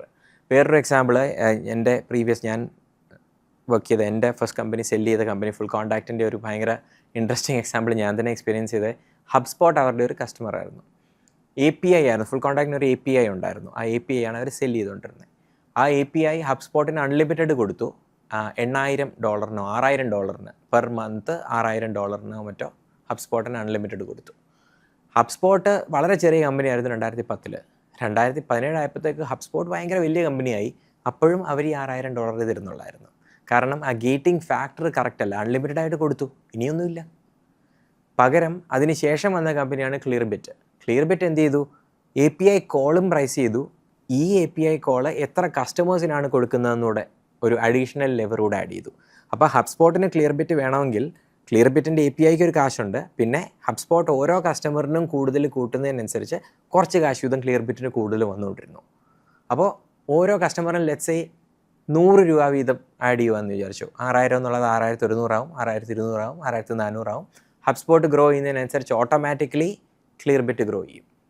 അതാണ് ഐഡിയൽ പ്രൈസിങ് ലെവർ. നിങ്ങളൊന്നും അറിയാതെ കിടന്നുറങ്ങുമ്പോൾ കാശ് വന്നുകൊണ്ടിരിക്കുക. Outreach is another example. നിങ്ങളൊരു SDRനെ ഹയർ ചെയ്താൽ നിങ്ങൾ പോയി ഔട്ട്റീച്ചിൻ്റെ ഒരു സീറ്റ് മേടിക്കും, അല്ലെങ്കിൽ അപ്പോളോയുടെ ഒരു സീറ്റ് മേടിക്കും, അല്ലെങ്കിൽ ഒരു സൂമിൻഫോയുടെ ഒരു സീറ്റ് മേടിക്കും, അല്ലെങ്കിൽ പാൻഡഡോക്ക് ഈ സിഗ്നേച്ചേഴ്സ് ചെയ്യുന്ന എല്ലാ സെയിൽസ് ആൾക്കും ഒരു സിഗ്നേച്ചർ ടൂൾ വേണം, ഒരു ഇത് മേടിക്കും. അപ്പോൾ ആ കമ്പനി പാൻഡഡോക്കിൻ്റെ CRO ഉറങ്ങുകയാണ്, അപ്പോഴും നിങ്ങൾ പാൻഡഡോക്കിൻ്റെ ഒരു സീറ്റ് മേടിച്ചു, because you just hired somebody, right? അതാണ് ഐഡിയൽ ഗ്രോത്ത് പ്ലാൻ. 0 ടച്ചിൽ ഗ്രോ ചെയ്യുന്ന ഒരു മോഡൽ നിങ്ങൾക്ക് കണ്ടുപിടിക്കാൻ പറ്റുമെങ്കിൽ അതാണ് VCസിന് നിങ്ങളെ ഭയങ്കരമായിട്ട് ഇഷ്ടപ്പെടുന്ന സാധനം. ഇതൊരു ഞാൻ പറഞ്ഞ പോലെ ഇന്ന് നിങ്ങൾ ആലോചിക്കേണ്ട ഒരു സാധനം ആയിരിക്കത്തില്ല, പക്ഷേ over a period of time ഈ ഗേറ്റിംഗ് ഫാക്ടർ ഭയങ്കര ഇമ്പോർട്ടൻ്റ് ആവും. Okay, now email calling. നമ്മൾ ലിങ്ക്ഡിനിൽ ഡബിൾ ക്ലിക്ക് ചെയ്തു. കോൾഡ് കോളിങ്ങിലേക്ക് നമുക്ക് കട്ട് ചെയ്യാൻ തിരിച്ചു. നമ്മൾ ലിങ്ക്ഡിൻ്റെ സ്പെസിഫിക്സും കാര്യങ്ങളും പറഞ്ഞു. അടുത്തതായിട്ട് നമുക്ക് കോൾഡ് ഇമെയിലിങ്ങിനെ കുറിച്ച് പറയാം. എന്താണ് ഇമെയിലിങ്ങിൻ്റെ? ഈ മെസ്സേജിങ് നമ്മൾ ലിങ്ക്ഡിനിൽ പറഞ്ഞതും ഇമെയിലിൽ പറഞ്ഞതും ഒരുപാട് സിമിലാരിറ്റീസ് ഉണ്ട്. ഇമെയിലിലാണെങ്കിലും മൊബൈലിലാണ് ഏറ്റവും കൂടുതൽ ഇമെയിൽസ് റെഡ് ആവുന്നത്. അതുകൊണ്ട് നിങ്ങൾ വലിയ ഇമെയിൽസ് അയക്കാതിരിക്കുക. ഒരു 5 സെൻറ്റൻസ് അതിൽ നിർത്തുക, അതിനെ തന്നെ 2 പാരഗ്രാഫ് ആക്കുക. CTA വളരെ ക്ലിയർ ആകുക. അങ്ങനെ നമ്മൾ മുമ്പേ ലിങ്ക്ഡിന് പറഞ്ഞ എല്ലാ കാര്യങ്ങളും ഇമെയിലിലേക്കും ട്രാൻസ്ഫറബിൾ ആണ്. ഇമെയിലിൻ്റെ കേസിൽ അഡീഷണലായിട്ട് നിങ്ങൾ ചിന്തിക്കേണ്ട അറിയേണ്ട 2-3 കാര്യങ്ങൾ. ഒന്ന്, നിങ്ങളുടെ കമ്പനിക്ക് ഒരു പ്രൈമറി ഡൊമെയിൻ കാണും. ഇപ്പോൾ hubspot.com അതാണ് നിങ്ങളുടെ പ്രൈമറി ഡൊമെയിൻ. നിങ്ങൾ അവിടുന്ന് കോൾഡ് ഇമെയിൽ അയച്ചുകൊണ്ടിരിക്കുകയാണെങ്കിൽ ഈ ഡൊമെയിൻ്റെ അതോറിറ്റി അഫക്റ്റഡ് ആവും. അപ്പോൾ നിങ്ങളുടെ മെയിൻ ഇമെയിൽസ്, കോർ ഇമെയിൽസ് സ്പാമിൽ പോയി തുടങ്ങും. അപ്പോൾ എന്താണ്, ഒരു കോൾഡ് ഇമെയിലിംഗ് ചെയ്തു തുടങ്ങുന്നതിന് മുമ്പ് എപ്പോഴും മൾട്ടിപ്പിൾ സെക്കൻഡറി ഡൊമെയിൻസ് ഉണ്ടാക്കണം. hubspot.com, hubspot.co, emailhubspot.com, whatever. ഇങ്ങനത്തെ കുറേ സെക്കൻഡറി ഡൊമെയിൻ ആദ്യം ഉണ്ടാക്കണം. അതിനുശേഷം നിങ്ങൾ വാർമിംഗ് അപ്പ് എന്ന് പറയുന്നൊരു പ്രോസസ്സ് ഉണ്ട്. വായിച്ച് നോക്കാം നിങ്ങൾക്ക് warming up of A domain എന്ന് പറയുന്നത്. ഇപ്പോൾ ദ ഗുഡ് തിങ് ഈസ് നിങ്ങൾ മേടിക്കുന്ന പല ടൂളുകളും വാം അപ്പ് ഓട്ടോമാറ്റിക്കലി ചെയ്യും. ഏറ്റവും നന്നായിട്ട് ചെയ്യുന്നത് ഇൻസ്റ്റൻ്റ്ലി എന്ന് പറയുന്നൊരു ടൂളുണ്ട്. ഏറ്റവും നന്നായിട്ട് ചെയ്യുന്നത് എനിക്കൊന്ന് സ്മാർട്ട് ലീഡ് എന്ന് പറയുന്ന ടൂളാണ് ഏറ്റവും. അത് ബേസിക്കലി നിങ്ങളൊരു ഡൊമെയിൻ, സെക്കൻഡറി ഡൊമെയിൻ മേടിക്കുന്നു, 15 രൂപയ്ക്ക് ഒരെണ്ണം മേടിക്കുന്നു എന്ന് വിചാരിച്ചു. മേടിച്ചിട്ട് അത് സ്മാർട്ട് ലീഡുമായിട്ട് കണക്ട് ചെയ്യുന്നു. ഓട്ടോ വാം അപ്പ് എന്ന് പറയുന്നൊരു ബട്ടൺ ഓൺ ചെയ്തിടുന്നു. ഓൺ ചെയ്തിട്ട് കഴിഞ്ഞാൽ സംഭവിക്കുന്നത് എന്താണെന്ന് വെച്ചാൽ അവർ നിങ്ങളുടെ ഇമെയിലിൽ നിന്ന് കുറേ ഇമെയിൽസ് AI ജനറേറ്റഡ് ആയിട്ട് വെളിയിലോട്ട് അയക്കും. അത് അവരുടെ ഇമെയിൽസിലേക്കാണ് പോകുന്നത്. അവിടുന്ന് റെസ്പോൺസ് വരും. അപ്പോൾ ഈ ബാക്ക് ആൻഡ് ഫോർത്ത് കണ്ടിന്യൂസ് ആയിട്ട് അവരുടെ ഓട്ടോമേറ്റഡ് ആയിട്ട് നടക്കുന്നത് കൊണ്ട് നിങ്ങളുടെ ഡൊമെയിൻ സ്ട്രോങ് ആവും. അതാണ് അവർ ചെയ്യുന്ന ഈ ഓട്ടോ വാമപ്പ് എന്ന് പറയുന്ന സാധനം. അപ്പോൾ വാമപ്പ് ചെയ്യുന്ന കുറേ സെക്കൻഡറി ഡൊമെയിൻസ് ഉണ്ട്. ഈ സ്മാർട്ട് ലീഡ് യൂസ് ചെയ്യുവാണെങ്കിൽ നിങ്ങൾക്ക് അൺലിമിറ്റഡ് അക്കൗണ്ട്സ് കണക്ട് ചെയ്യാം. അതായത് അർജുൻ എന്ന് പറയുന്ന ഒരാൾക്ക് 35 ഡൊമെയിൻ മേടിച്ച് 35 അക്കൗണ്ട് ക്രിയേറ്റ് ചെയ്തിട്ട് സ്മാർട്ട് ലീഡിലിടാം. എന്നിട്ട് ഞാൻ അയക്കുന്ന ഇമെയിൽ അവർ ഓട്ടോമാറ്റിക്കലി ഈ 35 എണ്ണത്തിൽ റൊട്ടേറ്റ് ചെയ്തോളും. ഒരെണ്ണം ഗെറ്റ് ഹബ്സ്പോട്ടിൽ നിന്ന് പോകും, ഒരെണ്ണം ഇൻ ഹബ്സ്പോട്ടിൽ നിന്ന് പോകും, ഒരെണ്ണം വേറെ എന്തെങ്കിലും. അപ്പോൾ ഡൊമെയിൻ അധികം അഫക്റ്റഡ് ആവത്തില്ല. ഞാനൊരു 100 ഇമെയിൽ അയക്കുന്നെങ്കിൽ 35 അക്കൗണ്ട് കണക്റ്റഡ് ആണെങ്കിൽ ഈസിയാണ്. ഇതിൽ തന്നെ ഈ ജിമെയിൽ കോസ്റ്റ്ലി ആണല്ലോ, അതിനും വെൻഡേഴ്സ് ഉണ്ട്. ഈ കറക്റ്റ് വെൻഡറിനെ നിങ്ങൾ കണ്ടുപിടിക്കുകയാണെങ്കിൽ ഒരു ജിമെയിൽ അക്കൗണ്ട് $2 പെർ മന്തിന് കിട്ടും. അത് സ്മാർട്ട് ലീഡിൽ ഡയറക്റ്റായിട്ട് കോൺഫിഗർ ചെയ്തിരുന്ന വെൻഡേഴ്സും ഉണ്ട് നിങ്ങൾക്ക്. അപ്പോൾ നിങ്ങൾ അവരോട് പറയുക എനിക്ക് 15 ഡൊമെയിൻ വേണമെന്ന് പറയുക, $30 പെർ മന്ത് അവർക്ക് കൊടുത്തുകൊണ്ടിരുന്നാൽ they will make sure Gmail ഉണ്ട്, എല്ലാ സാധനത്തും സെറ്റായി സ്മാർട്ട് ലീഡിൽ എന്ത് കിടപ്പുണ്ടെന്നുള്ളത് ഉറപ്പിക്കും. സ്മാർട്ട് ലീഡിനുണ്ട്, അപ്പോളോയ്ക്കുണ്ട്, ഇൻസ്റ്റൻ്റ്ലിക്കുണ്ട്, ഏത് വേണേലും യൂസ് ചെയ്യാം. എനിക്ക് സ്മാർട്ട് ലീഡ് കുറച്ച് ഇഷ്ടം കൂടുതലുണ്ടെന്നേ ഉള്ളൂ. It doesn't matter. എനിക്ക് കമ്മീഷനൊന്നുമില്ല. സോ ഇത്രയാണ് കോൾഡ് ഇമെയിലിംഗ് തുടങ്ങുന്നതിന് മുമ്പ് ചെയ്യേണ്ട കാര്യങ്ങൾ. അപ്പോൾ ഒരു ഡൊമൈൻ എടുത്ത് it takes about 2 to 3 weeks for warming up. അത് കഴിഞ്ഞിട്ട് നിങ്ങൾക്ക് ഇമെയിലിംഗ് തുടങ്ങാൻ പറ്റൂ. ഇമെയിലിംഗ് തുടങ്ങുമ്പോഴും നിങ്ങൾ ആദ്യത്തെ ദിവസം 10 ഇമെയിൽ അയക്കും, പിന്നെ 20 ഇമെയിൽ അയക്കും, പിന്നെ 30 ഇമെയിൽ അയക്കും. പിന്നെയാണ് സ്കെയിൽ അപ്പ് ചെയ്യുന്നത്. അപ് ടു ഒരു 100-150 ഇമെയിൽസാണ് പെർ ഡേ നിങ്ങൾക്ക് അയക്കാൻ പറ്റുന്നത്. 150 ന്യൂ അല്ല, നിങ്ങളുടെ ഫോളോ അപ്സ് കൂടെ ചേർത്താണ് 150 എണ്ണം വരുന്നത്. നിങ്ങളുടെ 4 ഇമെയിൽ അയക്കുന്ന ഒരു സീക്വൻസ് ആണെങ്കിൽ ഫസ്റ്റ് ഡേ നിങ്ങൾ ഒരു ലെറ്റ്സ് 20 പേർക്ക് അയച്ചു എന്ന് വിചാരിച്ചു. രണ്ടാമത്തെ ദിവസം പുതിയൊരു 20 പേർക്ക് അയച്ചു. അപ്പം 20 ആയി 2 ദിവസം. മൂന്നാമത്തെ ദിവസം ഒന്നാമത്തെ ദിവസത്തെ 20 ഫോളോ അപ്പും ഉണ്ട്, പുതിയ 20 ഉണ്ട്, അപ്പോൾ അത് 40 എണ്ണമായി. ആറാമത്തെ ദിവസം 20 ഉണ്ട്, അത് 60 ആയി. ഇങ്ങനെ കൂടിക്കൊണ്ടിരിക്കും. നിങ്ങളത് ക്യുമുലേറ്റീവായിട്ട് നോക്കിക്കഴിഞ്ഞാൽ നിങ്ങൾക്ക് മനസ്സിലാവും പുതിയതായിട്ട് നിങ്ങൾക്കൊരു 20 അല്ലെങ്കിൽ 40 ഇമെയിലൊക്കെ അയക്കാൻ പറ്റത്തുള്ളൂ ഈ 150 ഇമെയിലിൻ്റെ ലിസ്റ്റിൽ. അല്ലെങ്കിൽ നിങ്ങൾക്ക് അതുപോലെ ഡൊമൈൻസ് വേണം. ഒത്തിരി ഡൊമൈൻ ഉണ്ടെങ്കിൽ എത്ര വേണമെങ്കിലും അയക്കാം. കണ്ടമാനം അയക്കുന്നതിലും വലിയ അർത്ഥമില്ല. കറക്റ്റ് ICP നോക്കി അയക്കുന്നതാണ് റൈറ്റ്. സോ ഇത്രയാണ് ഇമെയിലിംഗ് ഇൻഫ്രാസ്ട്രക്ചറിനെ കുറിച്ചും ദ വേ ഓഫ് ഇമെയിലിങ്ങിനെ കുറിച്ചും.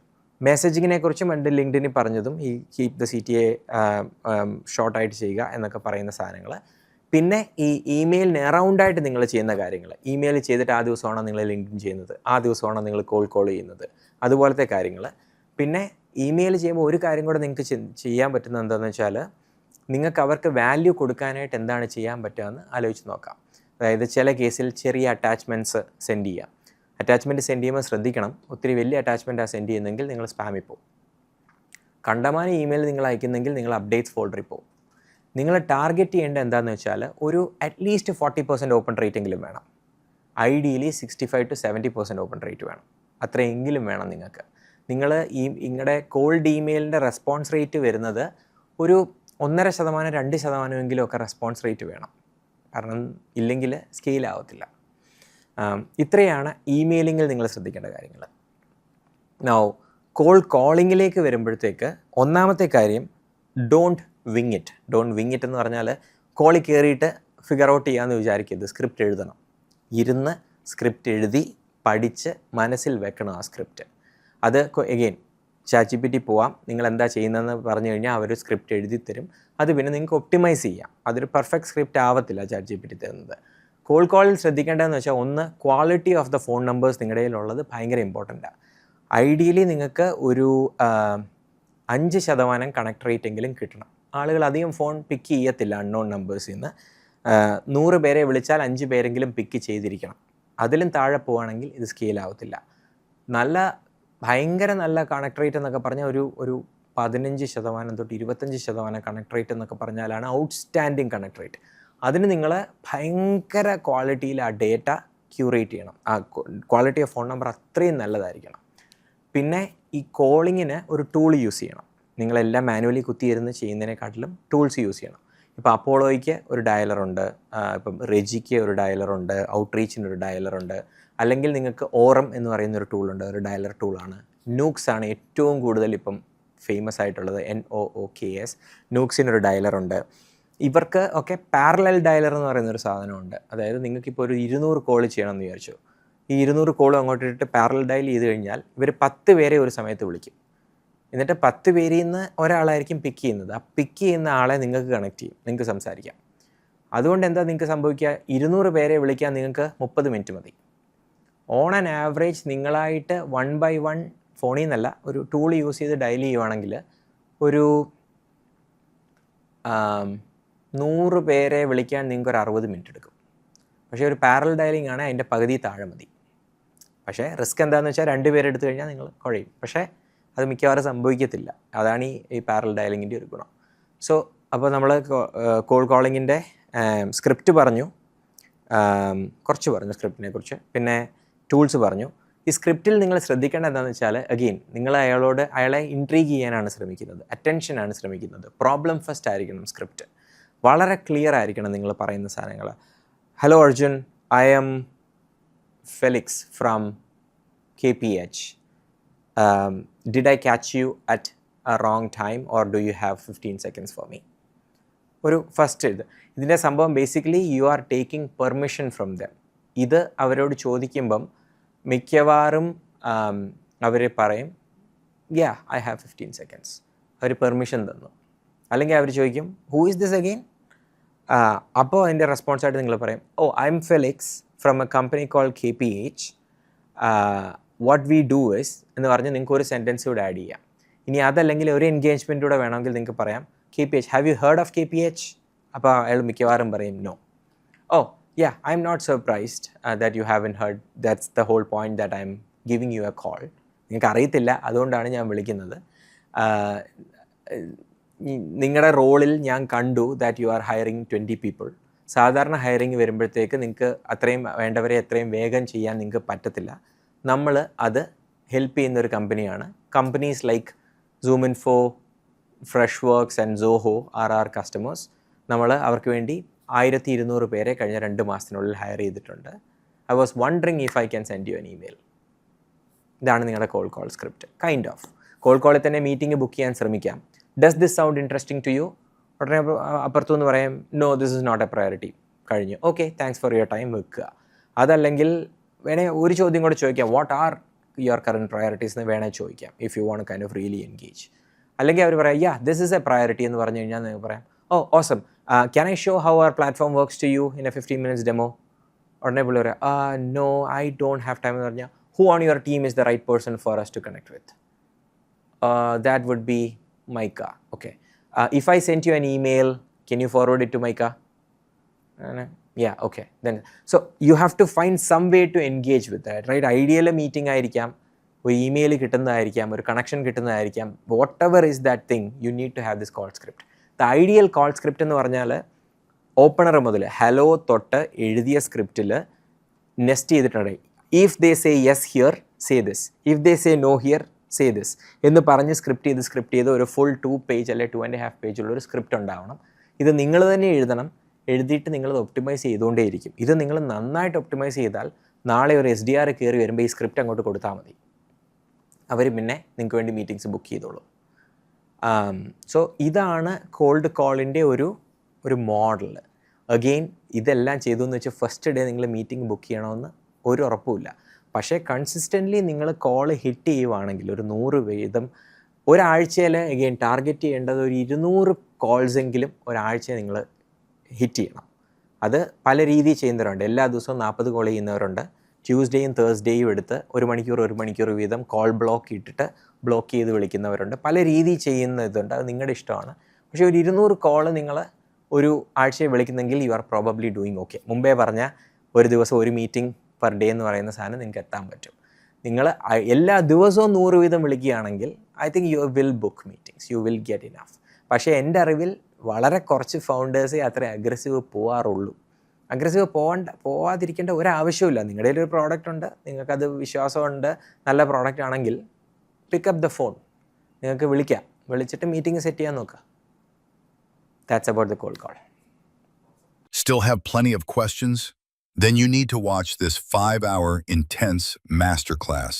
You will completely master the art of B2B SaaS sales. Check out the full masterclass on learn.kph.club.